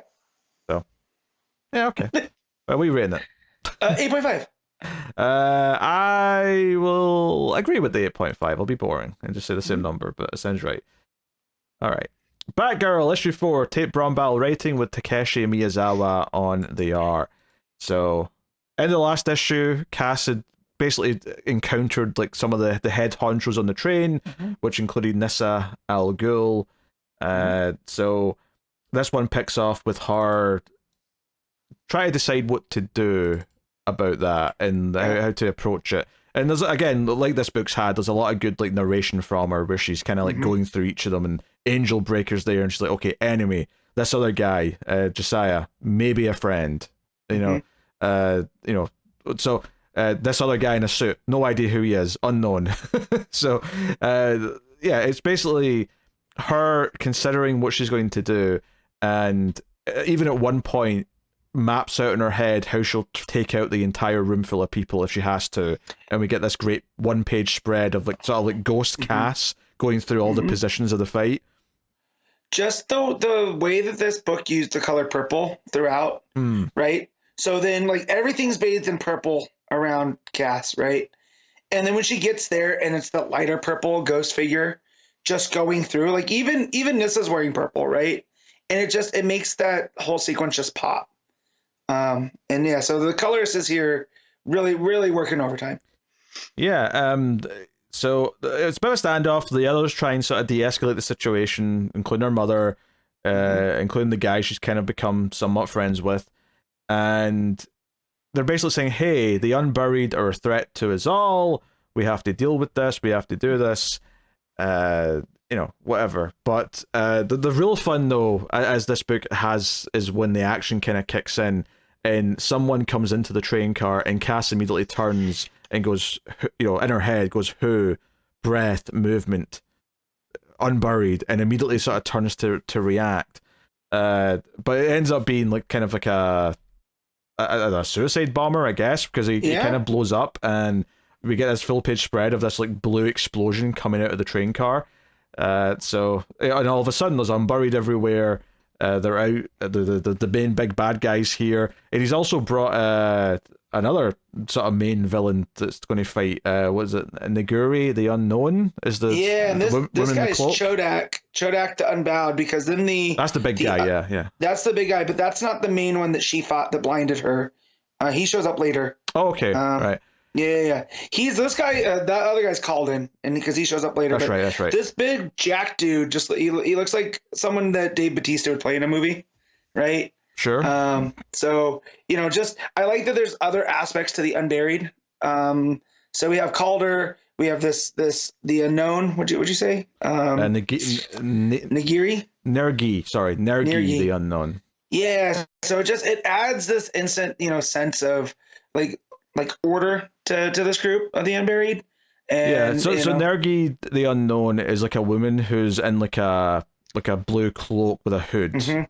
So just to give you kind of a visual, very different from the others. So there's a big 2-page spread of like Cass fighting amongst the others, fighting the Unburied, with all these little panels going across the top and the bottom for all the little bits.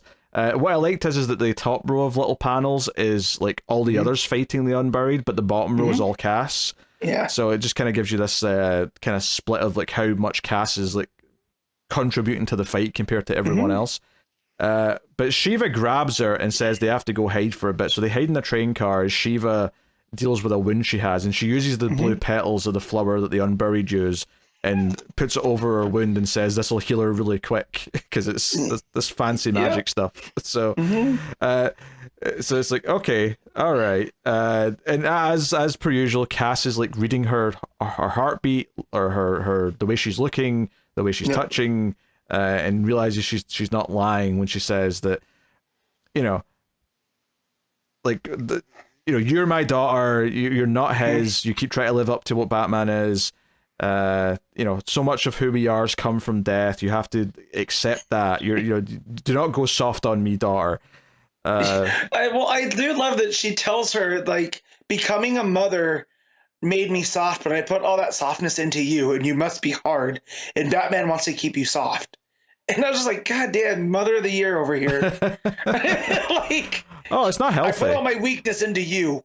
Like, but yeah. But it does come from a place of care, right? Because she wants her daughter to be this tough, strong person, and to rise above all that. So, like, yeah, again, Shiva's a very complex character. Well, and of course, part of the lesson that presumably she might learn by the end of the issue or the arc is that, some of those things that she sees as a weakness are actually a strength, and Cass is going to kind of personify that. So. Yeah, the villains show up though. The big guy shows up, and Cass, like, just again in her narration, just says glance, nod, inhale, now. Like, just this idea that she looks over at her mother and they form a plan of attack without ever saying a word.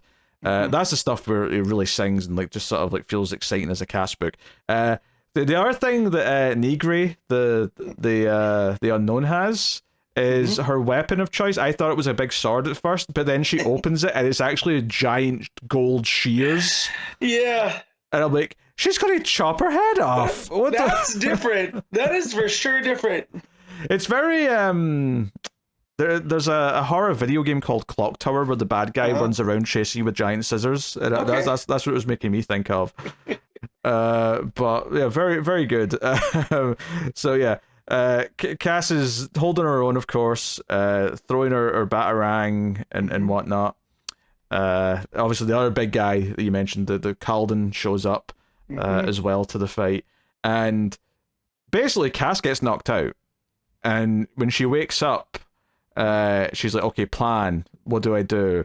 This is a worst case scenario. What would Batman do? And there's no one around. Like, everything's gone now except the dead bodies.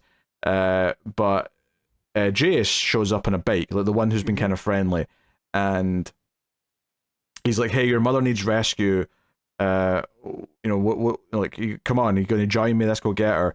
And so the issue ends with Cass riding off with him, and she kind of changes her narration to wrong question, not Batman, what would mother do? So it's teasing that she's embracing, some ideas from her mother, maybe. Yeah. Well, it's because that whole conflict of the Order of Shiva, right, is that for all the assassins or would-be assassins, there's also this group of healers, right? And so there's this dynamic there, and so she's going off with the healer to save her mother.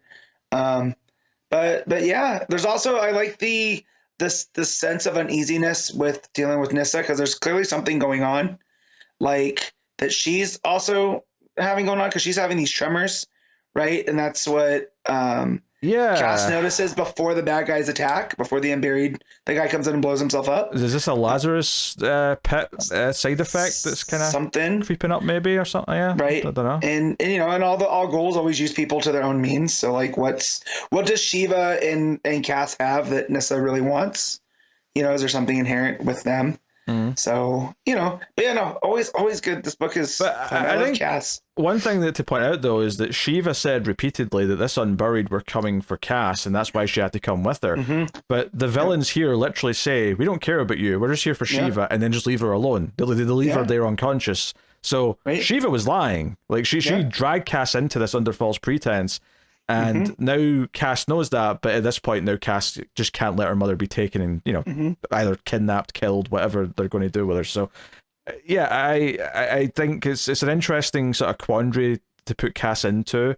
I think ultimately, obviously, she is going to go back to Gotham at the end of this arc, what you would presume, but it's kind of this thing where, it's almost the favorite story that people love to tell with Cass is like, okay, her dealing with her mother and her mother's treatment of her, and how does Cass process this and whatnot. And yeah, just curious, because we have other back family members who kind of have this. I mean, Damien, literally, his mother is Talia, and the whole heir to the demon side of him that he has to deal with every so often.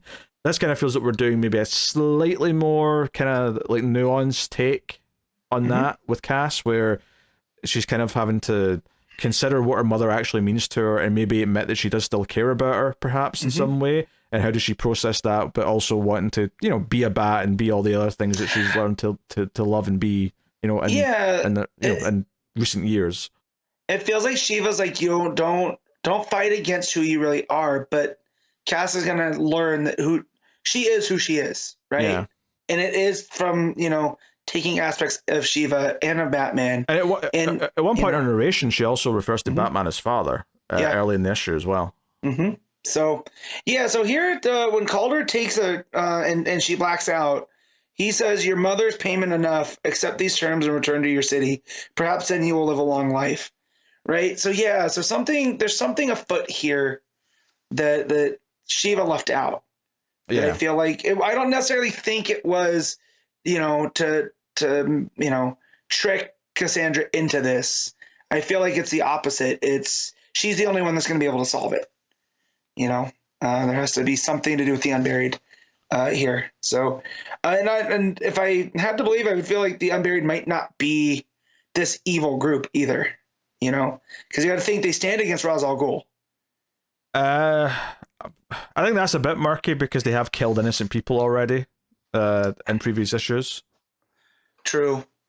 So I don't think they're going to be good. I think it could be a sense of they're equally as bad as the League of Assassins. Right. I forgot about that with the old lady. Yeah, the old lady and her family. Yeah, so that's right. Yeah, they're definitely not nice.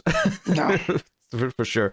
This was really good. I mean, I think the only critique I could maybe have against it is that I don't think the action scenes, while they're good and I got excited by them, were as amazing as Cass fighting through the train in the last issue, because that was such a memorable sequence. Yeah. So that's the one thing knock against that I'd probably have, but it was very good though. I'm enjoying the story. Yeah, I love the poses that the artist puts them in. So like there's after the train explodes, right, and they regroup, Shiva's standing there in like this I don't like kind of like a crane position almost. Oh, sure. Right? She has her leg up with her arms spread out, and it's very graceful compared to everybody else who's on the ground.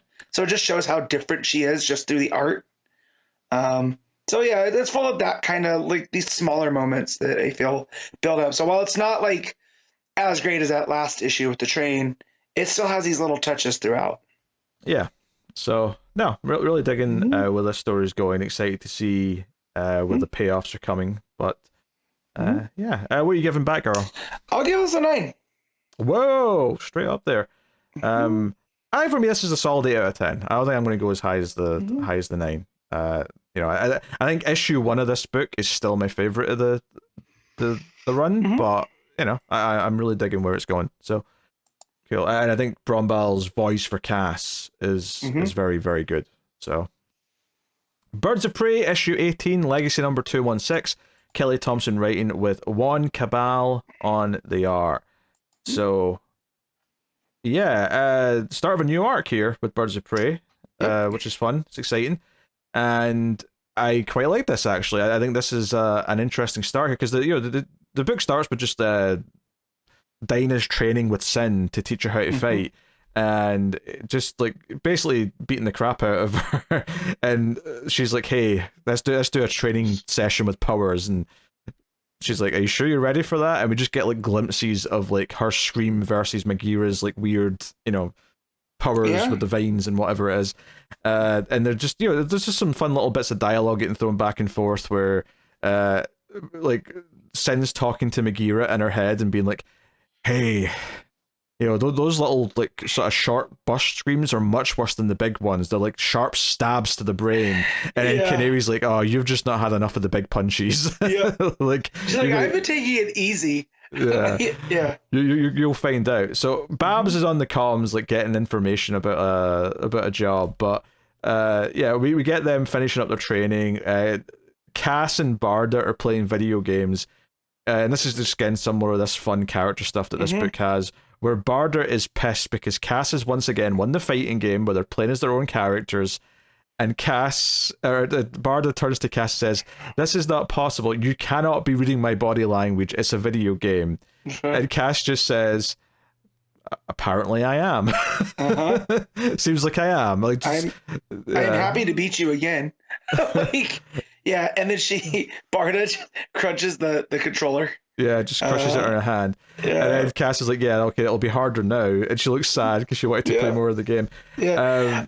Good stuff. I do like on the screen where she's playing as Batgirl, right? It says Batgirl 2. I like that too. That was a nice touch, actually. Yeah. That was a fun little moment. But yeah. You presume that Steph's in there as Batgirl 3 as well, which is just a fun little idea. Yeah, so basically what Babs was getting on the comms, though, is that someone is coming for Sin. They're referring to Sin as the Chosen One, some evil group, and they want to get to her, and they sort of decide as a group what they're going to do here. So it's like, hey, maybe we should set a trap somewhere that we can control, lure them in, and deal with them that way. So they basically get the idea to use one of their safe houses that's up on the coast, and they're like, hey, let's keep it sort of like, you know, we'll just have it be Dinah and her sister as a sort of sister kind of getaway. It'll make them look more vulnerable. And Barda immediately just gets like, "Oh, we're not wanted, little bat. We don't get to go for the weekend getaway. Come on, we'll go do our own thing." And I was like, yeah, but I think the idea is that you're meant to be like ready in the shadows to like pounce when the bad guys attack. See, I took it as they didn't want the brute force. They're gonna need it. This is more of a precision thing. Once the bad guys show up, though, you really want the brute. Regardless, like Dinah even says, like she realizes she's still on call, right? Yeah. So yeah, they end up getting their own mission. Actually, they end up getting sent to Constantine to help him with something. So I love this. So you do not want Big Barda, and her arms are crossed. Just the body language there. Yeah. It's so funny. No, the art here is really good. It really sells like her attitude. It's come on, little bat. We'll go do our own thing. Their relationship is my favorite thing to come out of this book. The Cass and Barda. Even in Batgirl, someone had called her a little bat, and I thought, oh man, that's a Kelly Thompson thing. Yeah, and Sin's like, hey, this getaway sounds good. I wish it was real. And Dinah says, maybe we'll have some real ones in the future then. So Constantine asks for help, says that he has to, you know, he's like, hey, and Babs is like, I've only got Cass and Barda to send out at the moment. It's like, it's fine. Come on. Yeah, we're beyond the seam, so you have to get them here and help me like deal with this demon that I'm trying to put back wherever. So they've got their own little subplot, which is kind of fun. But Dinah and Sin go to this lake house, and what I really like about this is that they do this thing here where they're talking and kind of like they're pretending that everything's normal, and they're just talking about what to have for dinner and if they remember to bring things, but they're giving each other like sign language to sort of say, hey, there's 3 people in that direction watching us, or hey, over there, this is happening. And they're talking about whether or not to have pasta as they're rolling out like their weapons and like getting stuff set up. And I'm like, I really like this because it's like there's the surface level of what they're saying, but we're getting to see all the real things they're actually doing. So it's really compelling a scene to actually read through as this is all playing out. And there's some nice little bits of irony where it's like, hey, maybe we should grill something. And then Dinah says, oh, I forgot the lighter fluid, as she pulls out a canister with a flame on it, suggesting, no, they're ready with fire. They've got fire. They just want the bad guys to think they don't have fire. So, yeah, it's a whole nice thing. There's like a secret hidden room as well, of course, because it's a bird safe house. So, yeah, I really enjoyed all of this. And honestly, the only critique I really have about this issue is that it does feel a bit weirdly paced towards the end, because it cuts to Babs and Cass and Barda going to help Constantine, and them like meeting up with them, and they do this whole thing where, oh, Constantine's already made the demon possess himself when you get there, so he's going to be acting weird, right? So he's got these like gold lips and he's like saying creepy stuff and whatever, but then this other like villain who's got all these like weird henchmen shows up. I mean, I can't say I'm familiar with this character, if this is someone, but this is Barter, and he's got golems with him. It's said that we saw the same in Birds of Prey 2. Yes. And I don't remember that. Was this like along the way to get to Themyscira? They'd come through here? Do you know what's so funny is that I read that editor's note saying we first saw the scene back in issue 2, and I went, I feel like this feels like something we might have saw later than that. I don't remember that being a part of that arc, but I mean, maybe if I go back and check, it'll be something that was there. That's what I'm looking for right now. Nothing's really coming up with the scene, so but yeah, so I just took this as, okay, cool, we'll just go along. But yeah, these big golems that, Barda keeps trying to fight, and they keep reforming. Yeah. And she's like, oh yeah, I'm up to the challenge. Okay, maybe not. This is the thing. I thought this was a bit weird from a pacing, because we stay with this plot line for a bit, and we just go back to the sisters at the lake house for one page at the end to show that, the bad guys are on the roof and they're about to come in, and the 2 sisters are pretending to just be hanging out watching TV or whatever. And I like that page well enough, but it did feel weird to like leave them for so long and then just have that one page at the end. That is my one critique. That said, though, I did think the art was maybe at its best during this Barda stuff, when they're inside, beyond the seam, and this guy's golems, whatever you like to pronounce it as, are like there, and she's trying to fight them. When she jumps off the roof and lands, I love the layout of this page, because the panel's shaped kind of like a slight arrow, and it kind of emphasizes the impact of her landing on the ground, because it makes it feel like the weight of her hitting the ground has like distorted the bottom of the panel. It feels like all of reality. Yeah, it feels like the bottom of the panel's been pushed down because of like the impact of her landing, and that just felt like such a cool, smart little comic book trick to give it a lot more weight and oomph. And then of course she keeps fighting them in these panels, and this next page, she does like a move where she actually holds on to the gutter of the comic book and sort of kicks over one panel into the other. So you can imagine that in the scene there's like a pole or something, but the way the art represents it is her coming out of one panel and kicking into the other one. It looks really good. It makes this fight, which, on paper isn't that interesting a fight, because we've barely introduced who these villains are, but the art and the way it shows her fighting is so entertaining that you get really into it. Is like, okay, you're building me on this just on the merit of like how fun the fight is on its own. So yeah, and the way the panels are all angled as well gives it a kind of a pop out, like almost 3D effect. It makes it easy to follow the action too, like when she's punching through panels and whatnot, and then as she's on the ground huffing and puffing, right, she's on like the white space, right, so it looks like she's almost outside the panel there. Yes. So yeah, that's on the 3rd page of it. Yeah, yeah, and again, it gives it this 3D effect of her popping out from the world.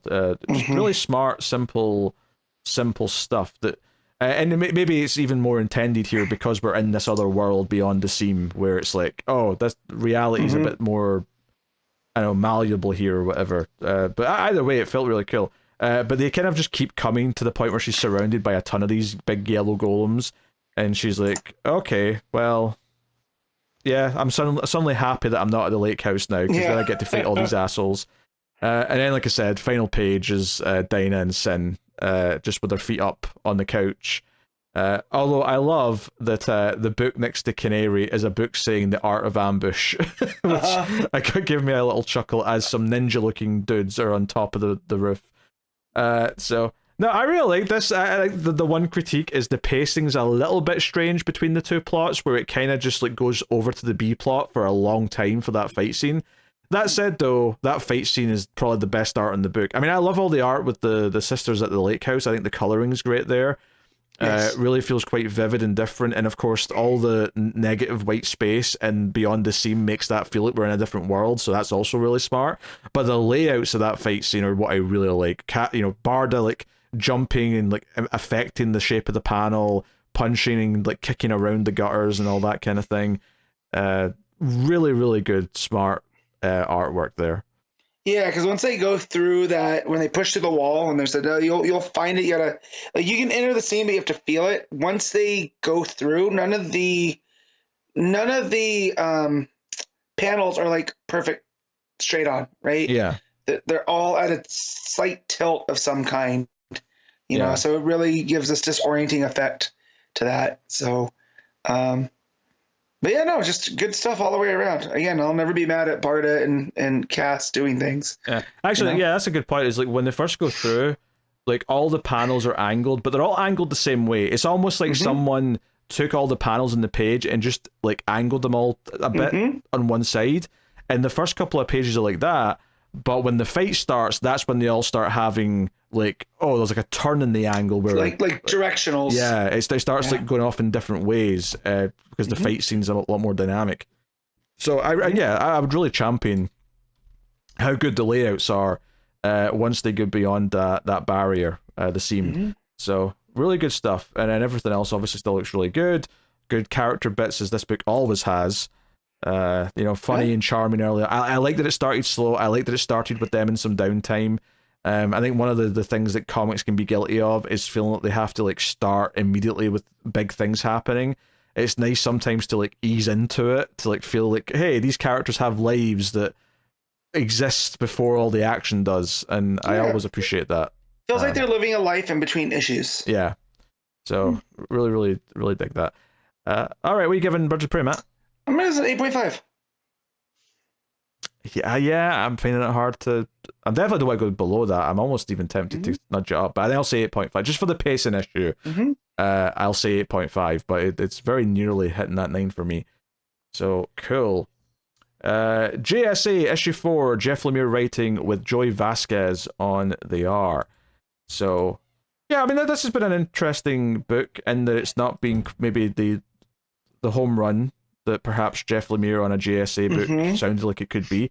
I do think in some ways this is the best issue so far, because it's a bit more focused. It kind of just sticks to a couple of characters and shows you their parts of the story. And I think one of the big complaints I had of those first 3 issues is that it was jumping around so many characters that you only got 1 or 2 little scenes with each one, and then that was it. Here, we're with Dr. Midnight, and we see her kind of like figure out where she is, get away from Grundy, go sneaking around, hear some of the villain's plans, all that kind of thing. And it feels like we're really sticking with her for an extended period of time. And she naturally says, okay, where the hell's the real Obsidian then? And then that leads us into the second plot of the issue, which is where Obsidian is and how he's been kind of held captive. And they've basically just been putting him back to sleep every day and making him forget who he is in some hospital bed. And we know time passes because the first time we see it, he's just clean shaven. He's clean shaven, yeah. And then the next time he wakes up, he's got a full beard. That said, though, I do think there's an implication maybe that all of this is in a simulation by the end, because you see him sitting in the chair with the big thing on his head. So I think that all this hospital stuff where he's trying to like fight out of it is like just in his head. It's just them, because the one doctor dude like duplicates at one point when he's running around and trying to fight. Yeah. So well, I went, oh man, we got multiplex. That's where my brain went first. I mean, maybe it is. I mean, I don't know. Yeah, it could be him. But no. Yeah, no, like parroting everything that you've said. The focus is what worked here for me, because we really got to hang out with Dr. Midnight as she goes through, the Injustice Societies, like, their, I guess, lair would be the right word, right? Wherever they're operating out of, and having to use her wits, right? And like, she knows it's Grundy there because of the smell, right? Because it smells like old water and like dirt and like swampy and whatever, so just to see that perspective and have her go through and that, she was also trained by Ted Grant, right? So she knows how to throw a punch. So all that stuff was fun. And then when we get to the Obsidian stuff, it was kind of split, and not down the middle exactly, but then we get to focus on Obsidian and how, where's he been if Johnny Sorrow has been impersonating him, right? Yeah. And he runs into Jakeem in the hospital, and either he's hooked up to the same simulation, because obviously he tries to summon thunder and he can't. And that would explain why he can't, because he's not really in the world. There's also a possibility that it's not really Jakeem and he's just kind of like, this is just in the simulation. But I think I'm inclined to think that he is here. Like this is at least, mentally he is here, and they are running into each other. But I mean, I could be proven wrong on that with future reveals. But yeah, so basically whatever they're planning, they want the Spear of Destiny, they want the Fate Helmet, they've got some big concoction. Midnight's realizing just how big in scale all this is, and she does find Obsidian hooked up to something in a chair and tries to rip it off, but that's when oh god, I don't even know. All these villains are like all these C-tier villains that I don't know. the lady who has the claw from the team. That is Scandal Savage. Vandal Savage's daughter. Do you know what, Matt? You could have given me 10 guesses and I would not have guessed Scandal Savage once. Someone didn't read Secret Six back in the day. I did not read Secret Six. I admit that. You're correct in that assumption. Maybe I also want to forget the name Scandal Savage exists. That may also be part of it. The name's not great, but she's a great character, at least in Secret Six. We'll see here. Sure. Yeah, I mean, the issue ends with her like beating Dr. Midnight, and she's got her down, foot in her throat at the end. Yeah. So, yeah, this was I think this was better. Like, I don't think it was like a knockout issue, but I think it's veering in the right direction. It does feel weird to only start to feel this though at part 4 of the arc, as opposed to earlier. Yeah, I felt like it was spread out to kind of show the scope, so Lemire could now focus on this. Yeah. Right. And kind of, it definitely feels like Obsidian's the main character, kind of, because he's the kind of crucial to everything that's been going on. I don't know if we know he's the main character of the arc, but I mean, it's certainly weird if he's the main character, because he's not shown up till issue 4, really. But the main character's not the right word, but the main kind of focus, because I feel like the fact that he is part of the darkness, right? And so whatever the villains are up to, he's, not the key, but he's what it's flowing through, right? Because he's, he spent that time kind of as a villain, right? So he's a bit more susceptible to whatever they're doing, and that's why they used him to get to the Justice Society. But yeah, the focus has definitely helped. Not that I ever doubted Jeff Lemire, but I was getting to the point I was like, do I just read this and trade later?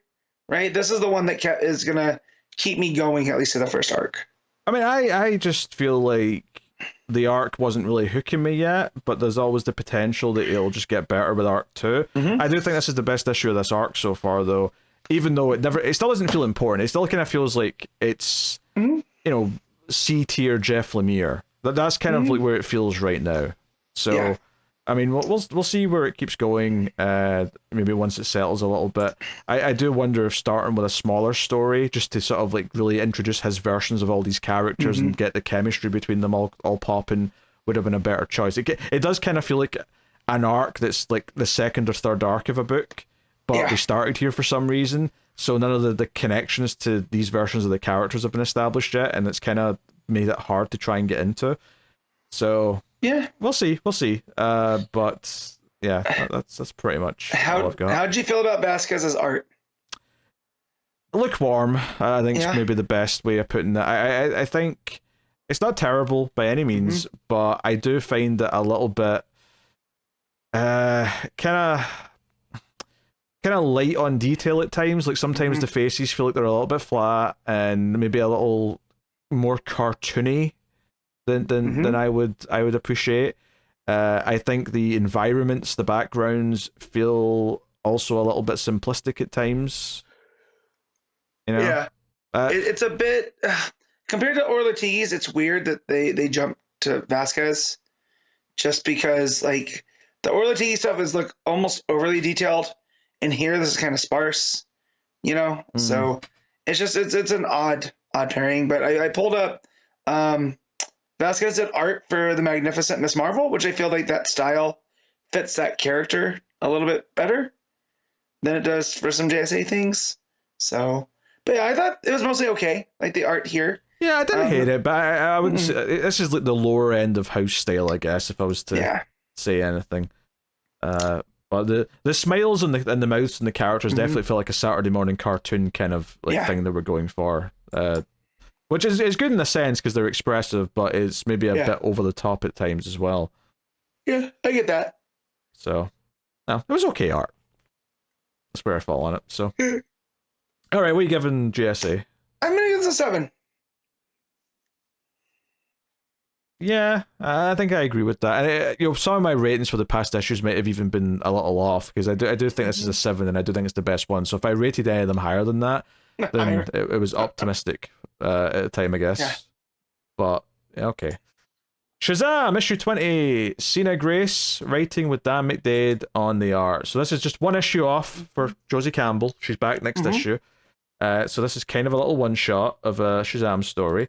It's an interesting one. It's basically Shazam's dealing with something, or the captain's dealing with something, and because of something the dinosaur does, so it's still very much in continuity here, where it's the current status quo of the characters.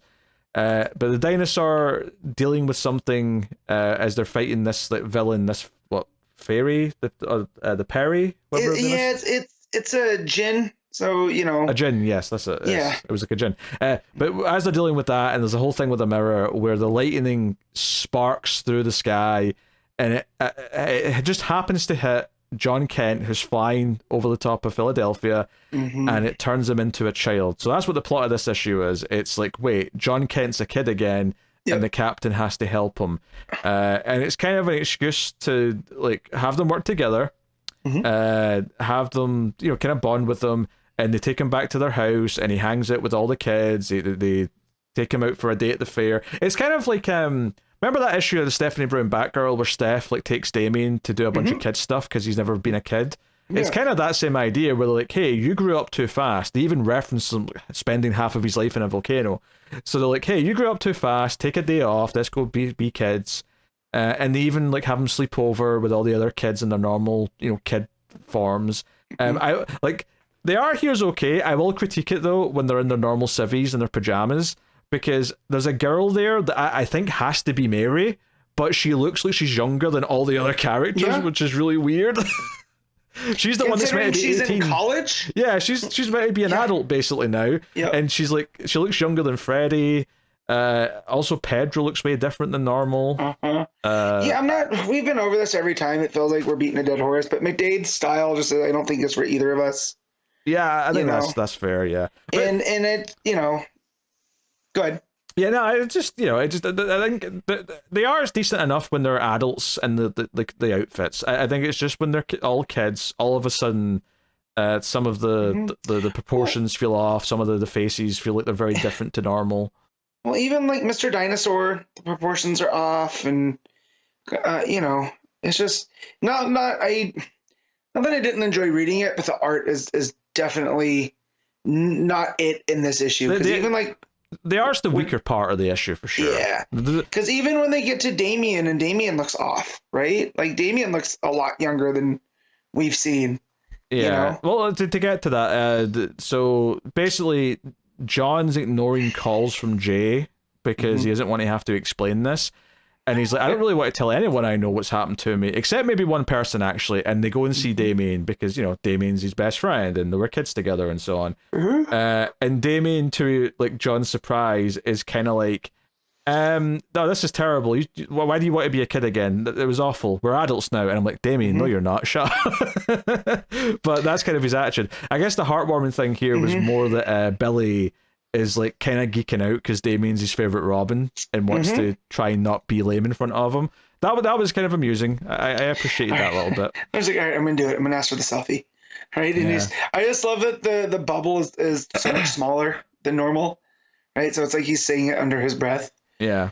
No, that's all fun. The Jin character reappears. There's a quick fight scene with him dealing with her. But the end of the issue is basically that he finally accepts to call in Jay. And Jay obviously is kind of amused by it and just feels bad that he wasn't willing to tell him. But the solution ends up being, because he asks, okay, well, how did this happen? What went on? And he eventually just says, have you tried saying Shazam? And they all sort of look around like idiots, being like, why didn't we think of that? Why didn't we just think of having him say Shazam? And sure enough, he says Shazam and he turns back into an adult, all hugs and whatnot. Although Mary Marvel does point out something, a really good point here, and she says, wait, how did this guy Jay know how we transform? And they just kind of like, oh, we'll just have to accept that. But I mean, part of me wants to critique it and say they're covering like a little, like, not a plot hole, but like you know, he shouldn't know that. But he shouldn't. However, he was a protege of Lois Lane. Yeah, he does investigate things. Yeah, it's a whole thing. Like he ran the truth. His mom was a president of a country, so who knows where the files on all the superheroes are there, right? Yeah, like it's plausible enough to a point. I did enjoy the line from Mary, but it also does kind of feel like maybe it's just, you know, like covering up why you would know that. But so John speaks to Kid Billy. He asks him to change into the kid so he can sort of thank him and tells him not to grow up too fast and remember that the adults can take care of some stuff. And the issue ends with John and Jay building a fort out of pillows because they're being like kids again for the ending. It's, you know what, it's very much a fill-in one-shot, right? It's not important. It's just a nice little like concept for an issue. And I enjoyed the interactions with Damien. I enjoyed some of the stuff with the characters interacting with John. But it definitely is a fill-in issue that's not important. Yeah. And obviously we're not super into the art, so that's also dragging it down a little bit. Yeah, I do ultimately like the reason that that John was feeling that way, right? And it was he kind of made a wish, which is kind of the crux of the Shazam characters. You know, that, oh man, life sucks right now. It would be so much easier if I was a kid. And then, you know, it's almost like reverse big, you know? Yeah, he's feeling the pressure of like, I'm at the point where I'm moving in with a partner and like I'm making these like life decisions that are all more difficult. Being a kid was much easier. It's kind of nice in concept, and I do think it's a solid idea for a single issue. It really is. But, yeah, I want to know what the fuss with Rosa was at the beginning of her running into her old friend. You know, because that's the kid's mom. Oh, that's right. Yeah, there's a scene and at the nothing start. is touched on that again. That is kind of weird. It almost feels like that was something Josie Campbell said, hey, can you put this scene in because I want this set up for later. So maybe that is the one thing that's going to pop back up afterwards. Is Rosa runs into what, Colleen was the name of the friend from school? I think so. Yeah. I bet she turns out to be a villain. That's my initial thoughts. Yeah. Maybe. But yeah. I don't know. Well, we'll see. We'll see if Colleen ends up in a thing. The secret fourth Savannah or something. I don't know. There is a bunch of them kids, as I learned last time. Yeah. I'm doing some research. A lot of Savannahs running around. But no, it was nice to be reassured at the end of the book, though, that the main team is back next issue. Meaning Josie Campbell. So, fill-in issue, perfectly fine, perfectly nice, but definitely what it is. So, what are you giving Shazam? Look, this is going to seem unfair to say, but because it's not bad, but it wasn't good, and I'm a gracious grader, so this is where my system gets me a lot. But I gotta give it like a 6.5. I don't think that's fair. Yeah.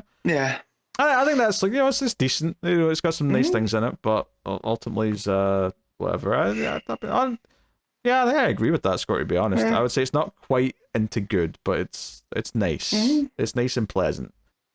All right. Poison Ivy, issue 30. WIllow Wilson writing with Marcio Takara on the art. Take it away, Matt.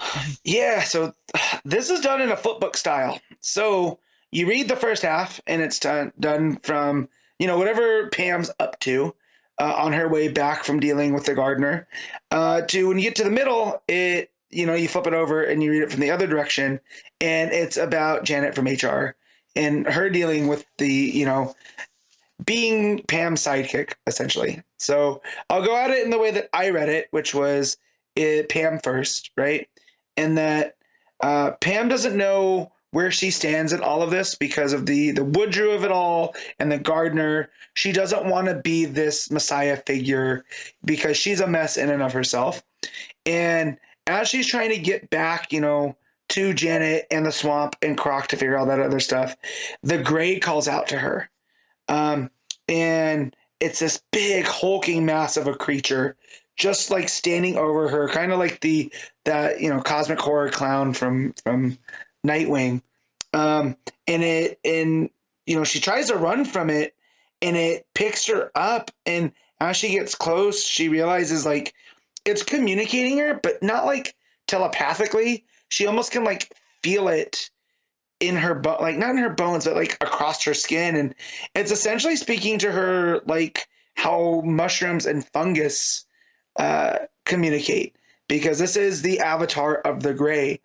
And basically it tells her that you're the key to all of this, is that a long time ago the Green and the Gray had this truce, and in this truce, we would take over the planet, and but then humans came up, and the Green decided that it was going to domesticate humans, and in that it thought it would conquer the humans, but the humans conquered the Green.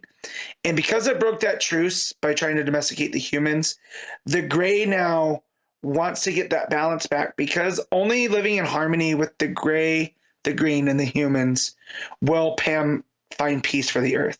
And that because she got caught up in all the Lamia and Woodrow, she is the key to all of this. And she's like, well, how am I going to talk with the Green? The Green hate me, like they don't like what I stand for. And it's like, well, that's just because you scare them, because you're bigger than them, right? The fact that you can connect to humans, she's like, humans don't like me either, like look at Janet. And this will come later, but Janet just hangs out with me because I made her life a mess, and I owe it to her. But the avatar of the Green is named Xylon, and Xylon's like, look, you just need to believe in yourself. This is not this is your big moment. You were resurrected for a reason. You were given all of this ability, and when you're on the right path, I will speak out to you again. But you need to investigate that town. The town has a lot of the answers that you seek, because that's where your friends are. And so she starts coming through the trees, and out through the trees comes Janet. So then you flip it over and you start with Janet, in that she's in bed with Croc. She kind of freaks out for they're kind of becoming an item, but not really.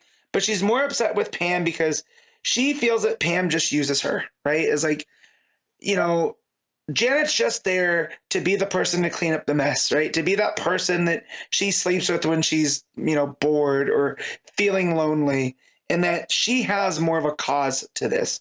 And she feels like if she can figure out what's going on with this town, she can get back to her life. So she starts going around, and she ends up in a library, and she starts looking for newspapers or a bulletin board, and she finds what looks like the last newspaper that was published. And it was published on April 7th, 1958. And then it looks like something happened and everybody moved out en masse.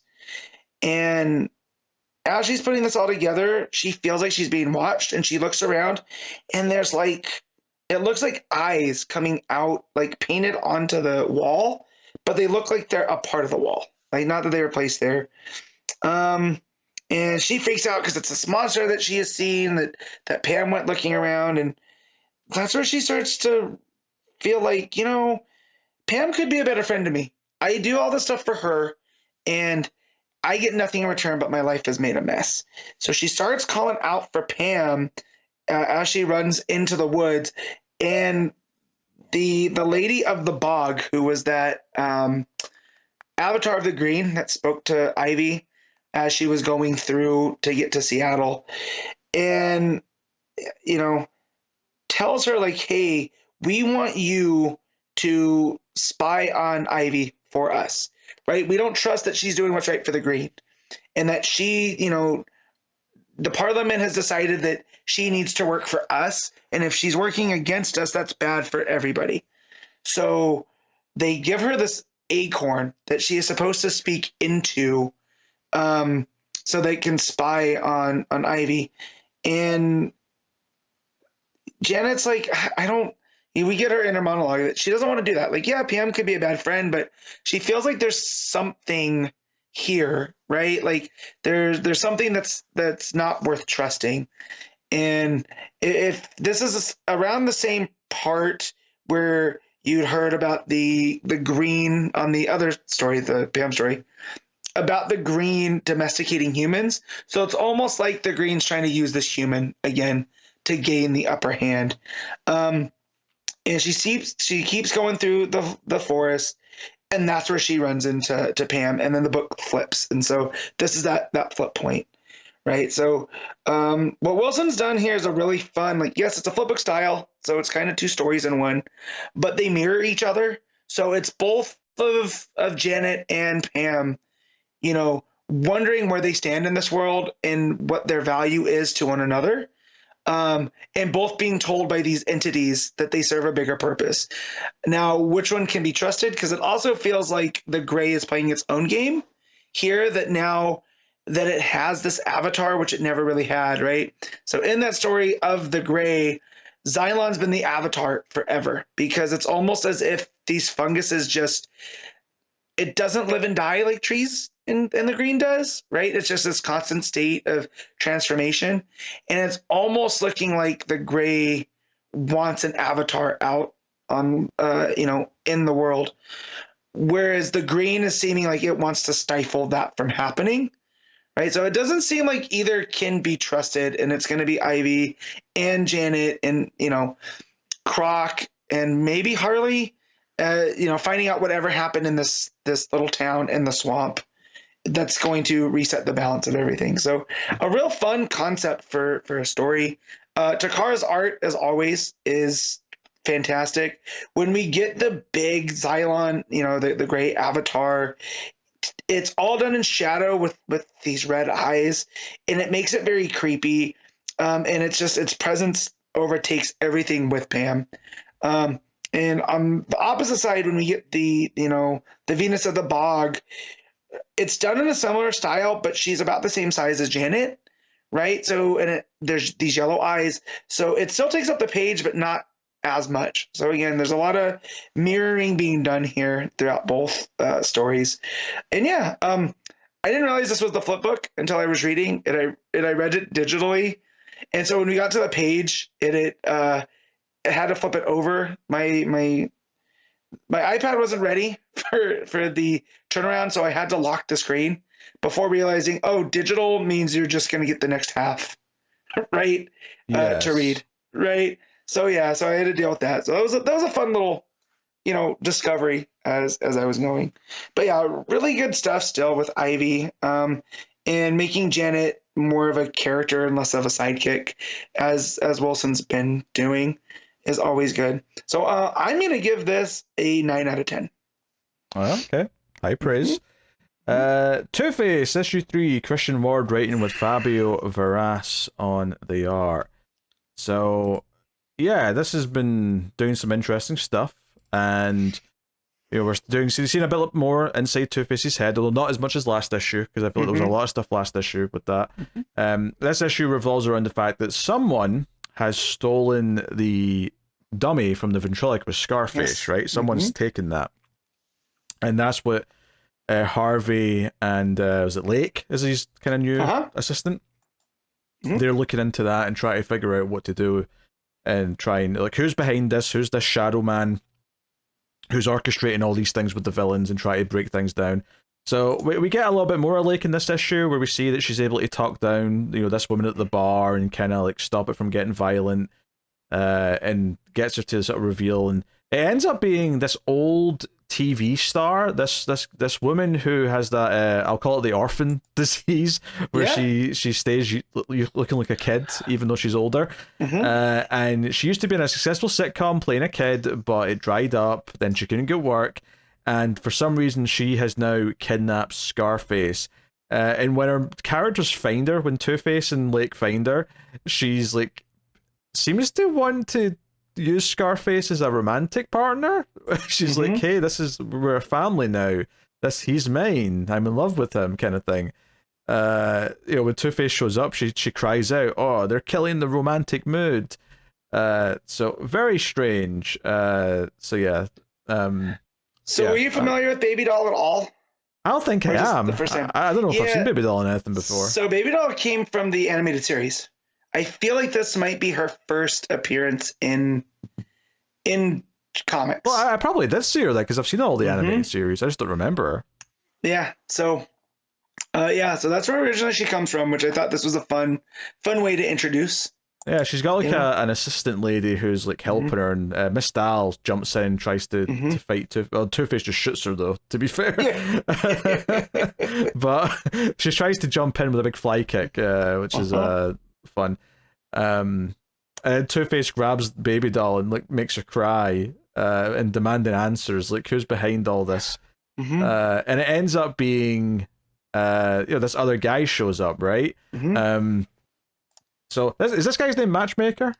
No, it's Doubt. It's Doubt. That's right. So he was saying he was playing Matchmaker. That's so right. He's That's the right. reason. Right. Yeah, because his power is that if he says you doubt something, it means you will doubt it. So he can kind of make you do something based on how he phrases it. So, I doubt that you are brave right now, so you'll get scared. That kind of thing. So he basically comes in and reveals that he used his power on the ventriloquist to get the dummy. He used his power on the bartender lady they got information of to like, give these secrets out. So basically he's revealing that he lured them here, that this was all designed to get them here.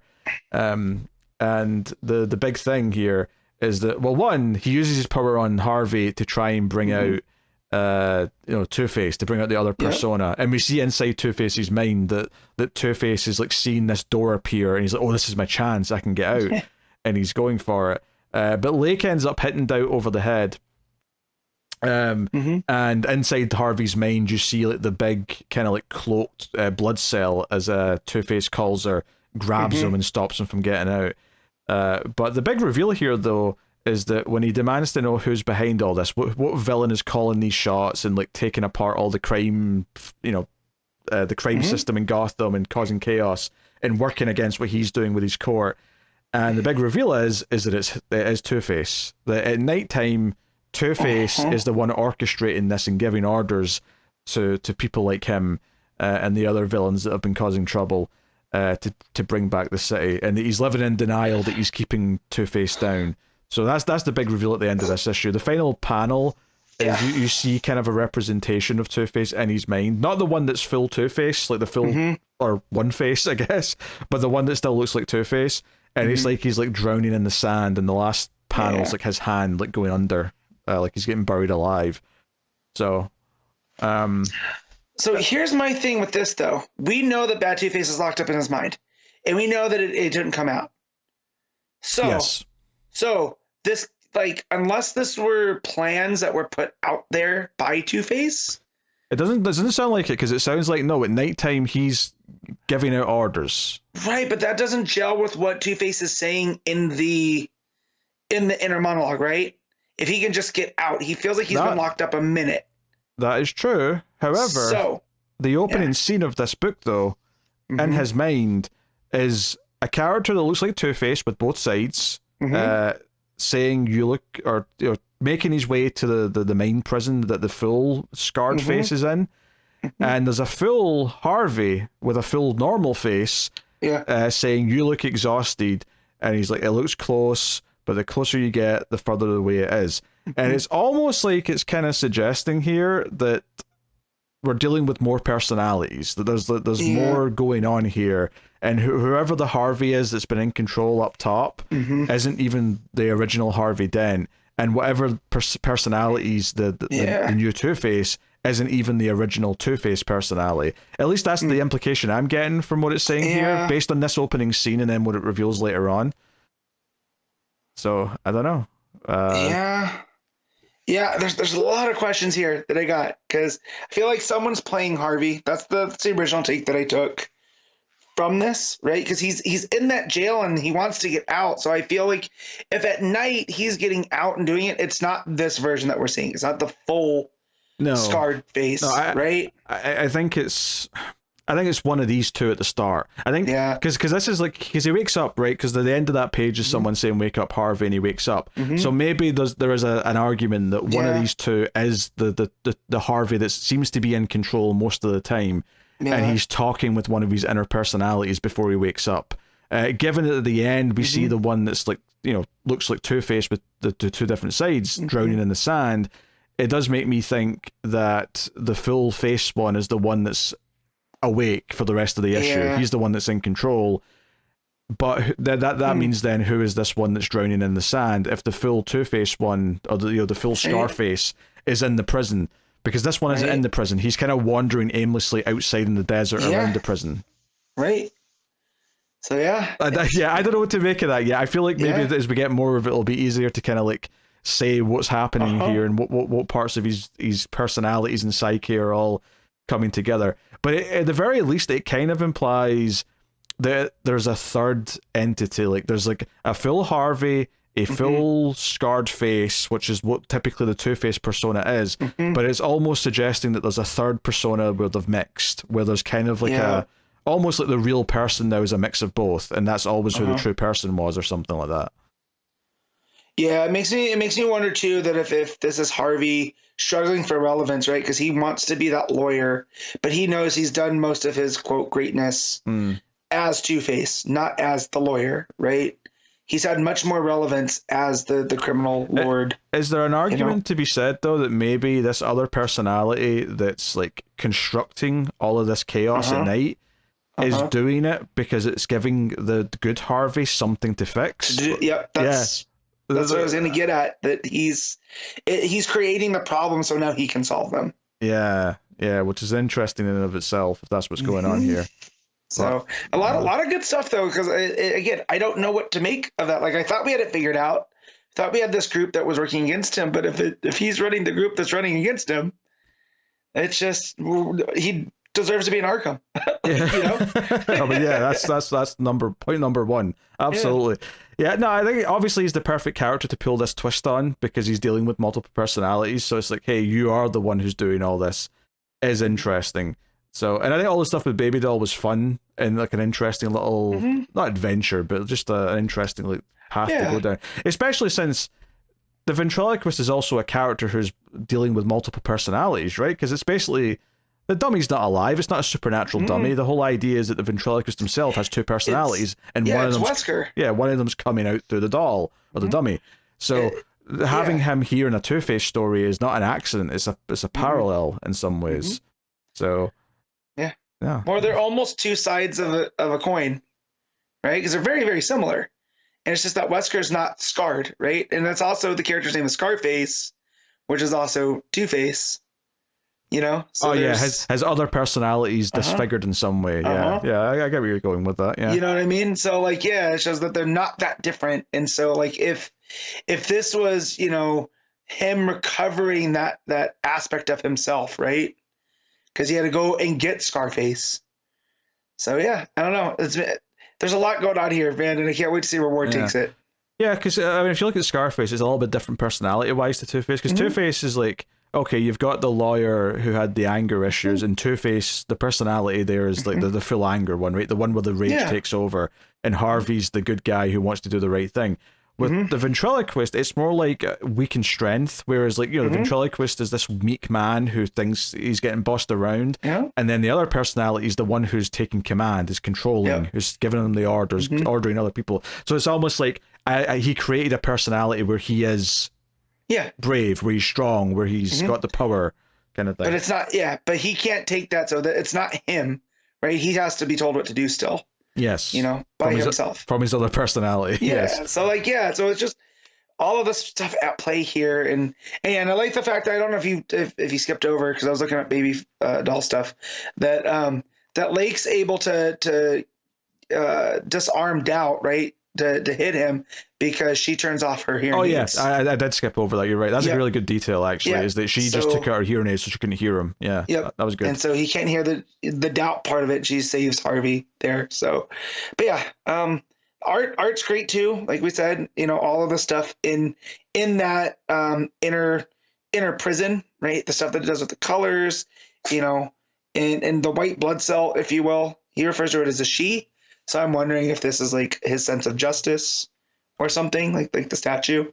Oh yeah, maybe. Right. That could be. Because that was a tale too that shows up, and it's that sense of justice that keeps bad Harvey locked away. That's what stops it, right? So, you know, but yeah, man, a lot of good stuff here. I'm glad I get to talk about Poison Ivy and Two-Face, two of my favorite Bat characters, on the same week. You know. Yeah, no, it's an interesting story for sure. I'm really excited to see where he's going with it.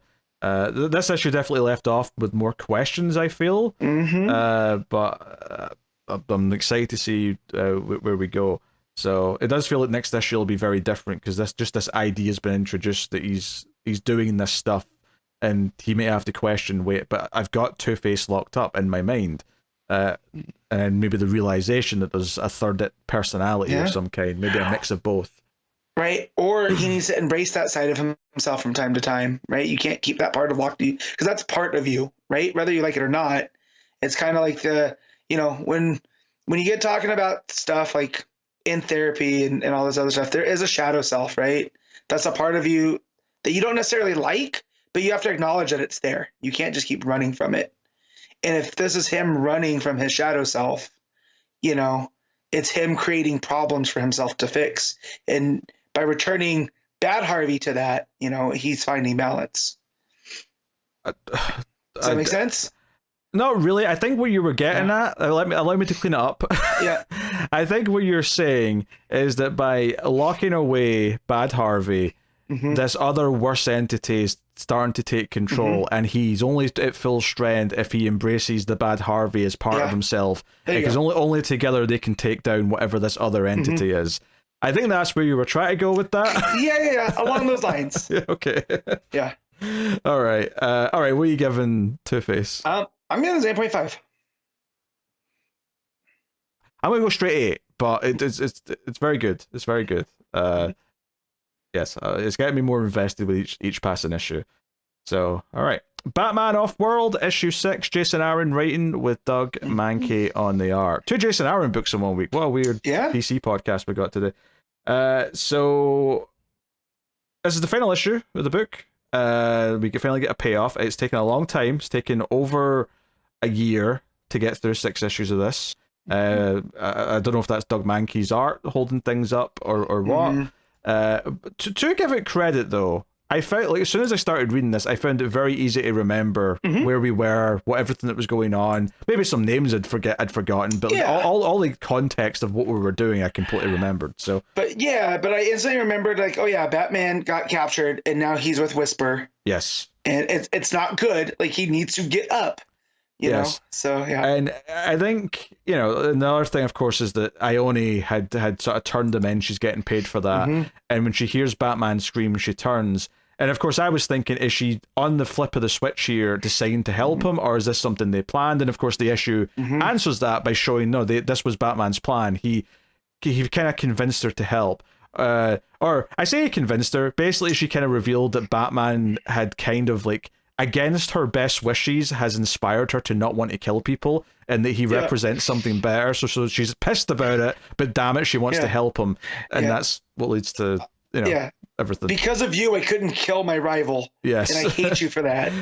Yeah, I think the big thing with this issue, and whether or not you're going to love or hate it, is how you feel about how Batman kind of survives against Whisper, and whether or not you like how this plays out.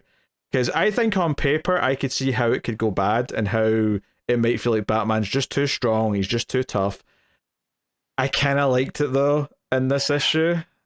So it reminded me of the issue back under Tom King's run in the I Am Bane. Sure. Where Batman goes to Santa Prisca, and he ends up just, keep repeating, I'm Batman. And he keeps doing all of this fantastical stuff because of it. And I hated that issue because it was just Batman doing things because he's Batman. Here we've had 6 issues of him in this, galaxy upending the odds constantly because he's Batman. And I feel like those 5 issues before this really set the groundwork. And part of me wanted to be annoyed by him surviving this because he's Batman, but we've seen him do the impossible constantly, right? Oh, yeah, for me, that's not why this works, though. For me, it's got nothing to do with anything else he's done in this book or anything like that. For me, the concept here, right, so Whisper's whispering to him, whatever unknown whispers it is, and it's making him scream, and he's fighting against it, and then the big one, she goes off to take on Ione and whatever else, right? Is the idea is that Batman, part of who Batman is his strength of will, right? His sense of right and wrong, his commitment to being Batman, this thing that's been there since childhood, that he's been determined to stick to, and no one will ever break that. And how many villains have tried to break his spirits, make him kill, make him lose his shit, and not be Batman anymore, and he always withstands that, right? It's like a core part of the character. And this idea that he's able to withstand it longer than anyone normally does, and he effectively fights back by whispering back to Whisper, and we don't know what he's saying at first, right? We cut away, we see all the fight scenes with Ione and stuff, and the art here, Doug Mankey's art is fantastic here. It's really fun stuff. Ione blasts the big one in the face with 2 guns, and point blank, and she's like, I'm doing this because I know you're going to survive. And yeah, she's like, yeah, I'm not even close to being dead. And so fun fight sequences. Punchbot comes in to help. He's kind of a likable character now. But ultimately, Batman shows up, right? Full Batman. He's ready to help Ione and all that. Big entrance. And it reveals what he said as he's helping them fight. He basically said to Whisper some truth. Right, he gave Whisper the truth of who he is. He explained the alleyway. He explained how he became Batman, how he got all his scars, all that stuff. And it's basically just this idea that Whisper's finally encountered a character whose will could not be broken because he's Batman. And obviously, because you can't see what Batman's saying either. It's all little squiggles, and it's all just on thing until the very last thing when he finishes saying what he's saying, where he just leans in and says, "I am Batman." And I kind of popped. I kind of popped for it because it was like, you didn't know what you were up against, Whisper. This is someone special. And yes, don't get me wrong, this is definitely saying Batman is special because he could withstand this. It absolutely is. But at the very least, if there's one thing that you're going to tell me that Batman's good about, it's not that he can do physical things that no one else can. It's that he is so devout to who he is and so committed to what he is that this can't break him. I can kind of get on board with that. I was into it. I was fist pumping. Him fighting this off by just saying who he is back at him, and then just this core idea that he's inspired Ione, and by taking out the Black Suns and freeing up this galaxy, and all these planets are now free. They're not being forced to mine anything, and the symbol of the bat's become to mean something to all these places, to the point where he points out to Ione, hey, this place is now got no sense of law. There's no one governing this place and keeping people in line. It needs that, and he's basically suggesting to Ione that she be the one to sort of take that role as the sheriff of this galaxy. And we see once he's back on Earth that these planets, when they've got a problem, they light up like a giant bat signal on the planet to call her in, and her and Batbot, as he's renamed himself as, comes in and takes on whatever's going on and deals with it. So it's all kind of about how his determinations helped kind of inspire it. Honestly, in a lot of ways, this is very much the Batman equivalent to Warworld Saga. Yeah. Just told over 6 issues, right? Yeah, in a lot of ways, I see a lot of parallels to that. Yeah. And I think it helped a lot that Eleni was a great supporting character. They gave us someone new that was fun to read. Her calling Batman an idiot and kissing him at the end before he leaves, I thought was also quite sweet. And she's still a badass, and she's very badass throughout this entire issue. That's his type. Selena calls him an idiot all the time. For sure, yeah, he's got a type. No doubt. Also, Punchbot showing up to punch the bigger of them. It's such a good moment.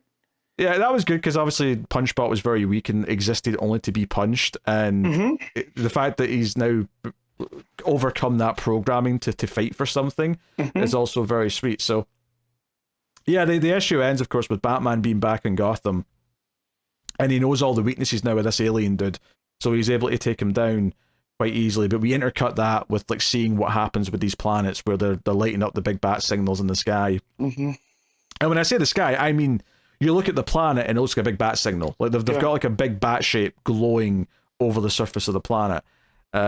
So, and we see that Ione's not only policing these planets, but she's even dressing up in a bat outfit to do it. So, yeah, it's super, super nice. And I really, I love the callback to year one as he's winning against the Black Suns. He says, "You have feasted well.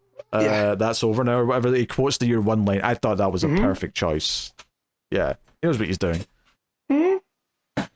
Well, and I love too, he goes back to Earth to fight that alien.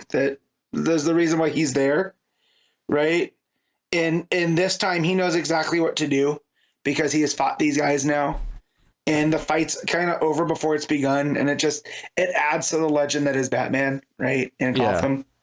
Yeah, this idea that he's inspired others out there. So the final panel is just like 3 or 4 planets that all have bat symbols on them. Just in this, and the idea that the Slag Galaxy now is this galaxy where just the legend of the bat is. I think I also kind of like about this in hindsight now is that it kind of feels like, okay, this is set early days Batman, which at first I thought was a little bit hard to take in because like, oh, this is like year 3 Batman and he's not really got the Justice League yet. In a weird way though, I almost feel like this is him proving that he can stand with the Justice League. Like he's been out there and done this, so you know, when he stands next to Superman and Wonder Woman and whoever else, it's like, no, he proved that he could inspire this thing in Gotham, that he could build this legend in Gotham, but now he's built it in a whole galaxy. Now, am I saying that I want this to be like a canon Batman story where I consider that he's actually done this in the first few years of his career? Probably not, but as a standalone book that's separate, I kind of loved it. I mean, this is the kind of stuff that Jason Aaron did with Thor, right? With Thor is this mythological mythological person, right? But he turns and makes that legend of Thor feel like this big epic. And that's what he does here, you know, with Batman. And yeah, like everything's earned by the end here. These planets with the bat symbols on them, right? It's all because his presence has made the Slag Galaxy a better place now. Yeah, and the art's phenomenal throughout. But I think the big thing, just looking at the story as a whole, is just as much as the concept at face value sounded like this doesn't feel right for a Batman story, by the end of it, I didn't care that much because it was so well told. Like he set up, you know, Batman struggles early on, the relationship with Ione, and she's a really likable character. Punchbot's a really likable character. So by the time we got to maybe like issue 3, it started to feel like I'm kind of getting into this just because it's such a good, well-told story. This is kind of the opposite of like a lot of Joshua Williamson to me, where Joshua Williamson has concepts that I think are great ideas, and then he just ruins it with his writing. This is the opposite, where the concept was like, I don't know if I'm feeling the concept of this, but the writing was so good and the art was so good that by the time I got to the end of it, I'm like, I was super into I was, you know, like fist pumping, I was breathing sighs of relief, I was enjoying these villains, and even the villains were good. I thought they were a creepy pair of, you know, Cenobite looking villains, you know, and this idea that, okay, Batman was maybe never going to physically overcome the tall one because she's got super strength, but he could mentally overcome the one that was going to mess with his head because he's got the determination and the willpower to do that. So and to be fair, like, if you are going to argue that maybe it's a bit too overpowering for Batman to be able to overcome this Whisper character, keep in mind these villains have been operating in a galaxy that all fear them, so they're relatively weak-minded towards them because they expect to lose. So the idea that Batman comes in with the idea of like, no, I'm going to win, is not something they're used to. But you see how much that Batman almost quits because he says that in his narration. Sure, yeah. Right? Yeah. So, I'm not saying it's easy for him. Like, it shouldn't be easy for him. It should be tough. But yeah. Yeah. So, no.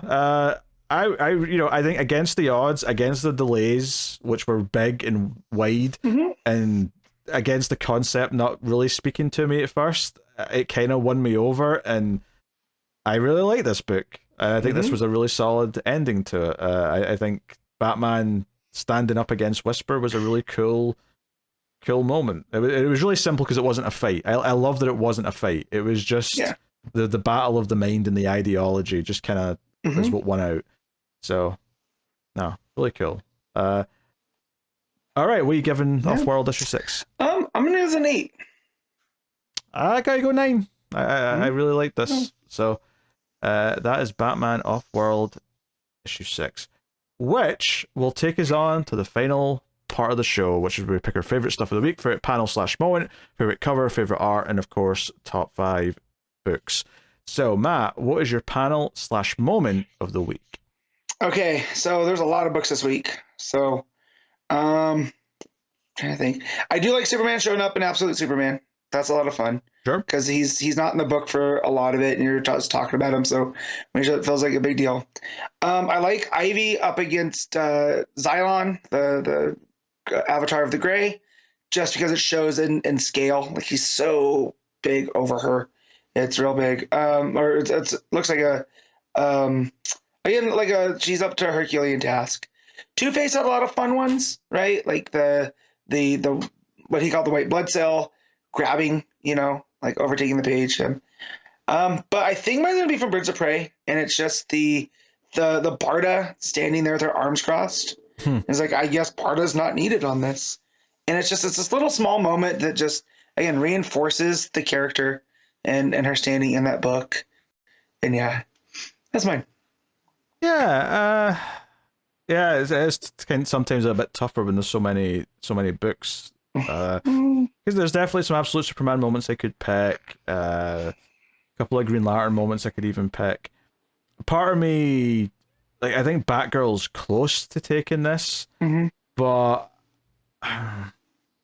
really it comes down to two things. Do I want to go with the fun one, which is Barda crushing the controller and being mad that she got lost in the video game, or beaten the video game, or do I want to go with Offworld and go with one of the big moments from that? Either the I'm Batman moment, or perhaps just the planet signaling for their new bat, vigilante to come in and police them.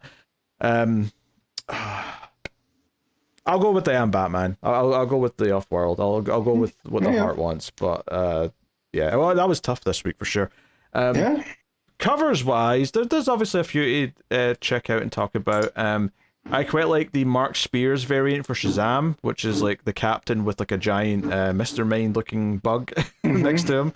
Super painted quality to it. Really like that. I think the main Birds of Prey cover is pretty good. I mean, it's a little guilty of making the faces, particularly Dinah's face, is a little bit we're going for super sexy here, which is a little bit off-putting. But I think generally I like the vibe that it's going for. So I did want to mention that. I will say I like the variant for Absolute Superman by David Talaski, which is the all-red one, where he's looking kind of angry. That's pretty cool. There's a Mitch Gerads Batman cover, which weirdly is a Hush variant, despite the fact that that's starting next issue. He was like, look, use it. I drew it for this. Yeah, I don't know. My pick, though, is the main cover for Batgirl, which is just a really simple, effective cover of Cass wiping blood off her mouth in the rain, super purple background, just a lot of mood to it, a lot of just ambient. There's a lot of ambience to it, and I really dig that. So that's my cover of the week. What you got? All right, so a couple more. Like you mentioned, the Absolute Superman, Talaski, which I had earmarked, but I also like the Christian Ward Two-Face, which has it's a variant which has Harvey pulling at his bad side of his face, and there's like color distortion around his hand, that takes over. I quite like that one. There's a Birds of Prey variant, which looks would be more for a Black Canary variant, I feel like, but it's Edwin Gallman, and it's Dinah on the motorcycle. You know, kind of a bit of a pinup-y quality to it. But you know, I like it. But it is a week with a Jenny Frisian Ivy cover, so that's gonna do it. I had to go out of my shop, and I ended up getting the last one, right? So like I had to make sure if I don't go to the shop, I have to make sure I go in. And like again, this is why Ivy is still selling so well. I would think, right? But yeah, she's in green, and it's on a green background, and just her red hair pops. She has vines coming around. But yeah, I'm growing quite the collection of Jenny Frisian Ivy covers. Yeah, maybe the comic book shops just start putting on those little booths you get in like sex shops where you can go in and just enjoy your private time with the comic you just bought. I'm not gonna make the joke of why do you think I buy it, but I'm not. I didn't. So you know. All right, art of the week. All right, so shouts to Birds of Prey. Birds of Prey always has fantastic art. Rafa Sandoval for Absolute Superman. And in a bit of a surprise, you know, as much as I love talking about Marcio Takara, I think I enjoyed the art in Batgirl a bit more this time. Yeah. So it's gonna go to Batgirl. Yeah, it's just tough. I think Doug Mankey's art on Batman Offworld is pretty much immaculate. Batgirl has great art as well. I agree with that. Sandoval's great on Absolute Superman. I think for me though, I think I gotta go Birds of Prey this week. I think those layouts and the way that fight, which I wasn't necessarily that invested in yet because of the plot, was so good that it made me care about the fight because it was so fun to watch. And then all the other rest of the issue was great too. So yeah, I think I gotta go Birds of Prey on art for this week. All right, top 5 books, Matt, go. All right, 1 is going to be Batgirl. 2 is Ivy. 3 is Birds of Prey. 4 is Absolute Superman, and 5 is Green Lantern. Okay, this is tough. My number 1 is Batman Offworld. My number 2 is Absolute Superman. My number 3 is Birds of Prey. My number 4 is Batgirl. Number 5, Green Lantern. But that was tough. Because there's a couple of good things I was leaving out there. But yeah, there you go. That is that. So I'll now tell you what's coming next week from DC Comics. So next week we have Absolute Batman issue 5, Action Comics 1083, Batman and Robin issue 18, Batman Dark Patterns issue 3, Aquaman issue 2, Green Lantern Corps issue 1, Black Lightning issue 4, DC vs. Vampires World War V, Darkness and Light issue 1, so that's like a one-shot special in the middle of the arc. And then there's a Bruce Wayne Family Adventures, DC Connect 57, and then some reprints and facsimiles and your usual like fluff at the bottom. So some cool stuff next week. Green Lantern Corps will be interesting, and we have 3 good Batman books to look forward to next week. I am so happy I only have 6 books after the last couple weeks. Yeah, it's definitely well, we had none last week technically, but no, but you know what I mean. Yeah, up before that. Yeah, I'll definitely get a Patreon book done next week. Since we get a nice happy amount. But yeah, 6 books, 3 of them Bat books, but they're all good Bat books, so no complaints from that. Anyway, that is the show, everyone. Thank you very much for joining us. You can, of course, support everything over at patreon.com/MailFuzzTV and help keep it coming. You can like, subscribe, share the podcast out, and but otherwise that is pretty much us. So hopefully you enjoyed the show, and we'll see you again next week for more DC comic shenanigans. But that is us. So thank you once again for watching or listening. We always appreciate it. Keep reading DC Comics, and remember to never get lost in the Speed Force.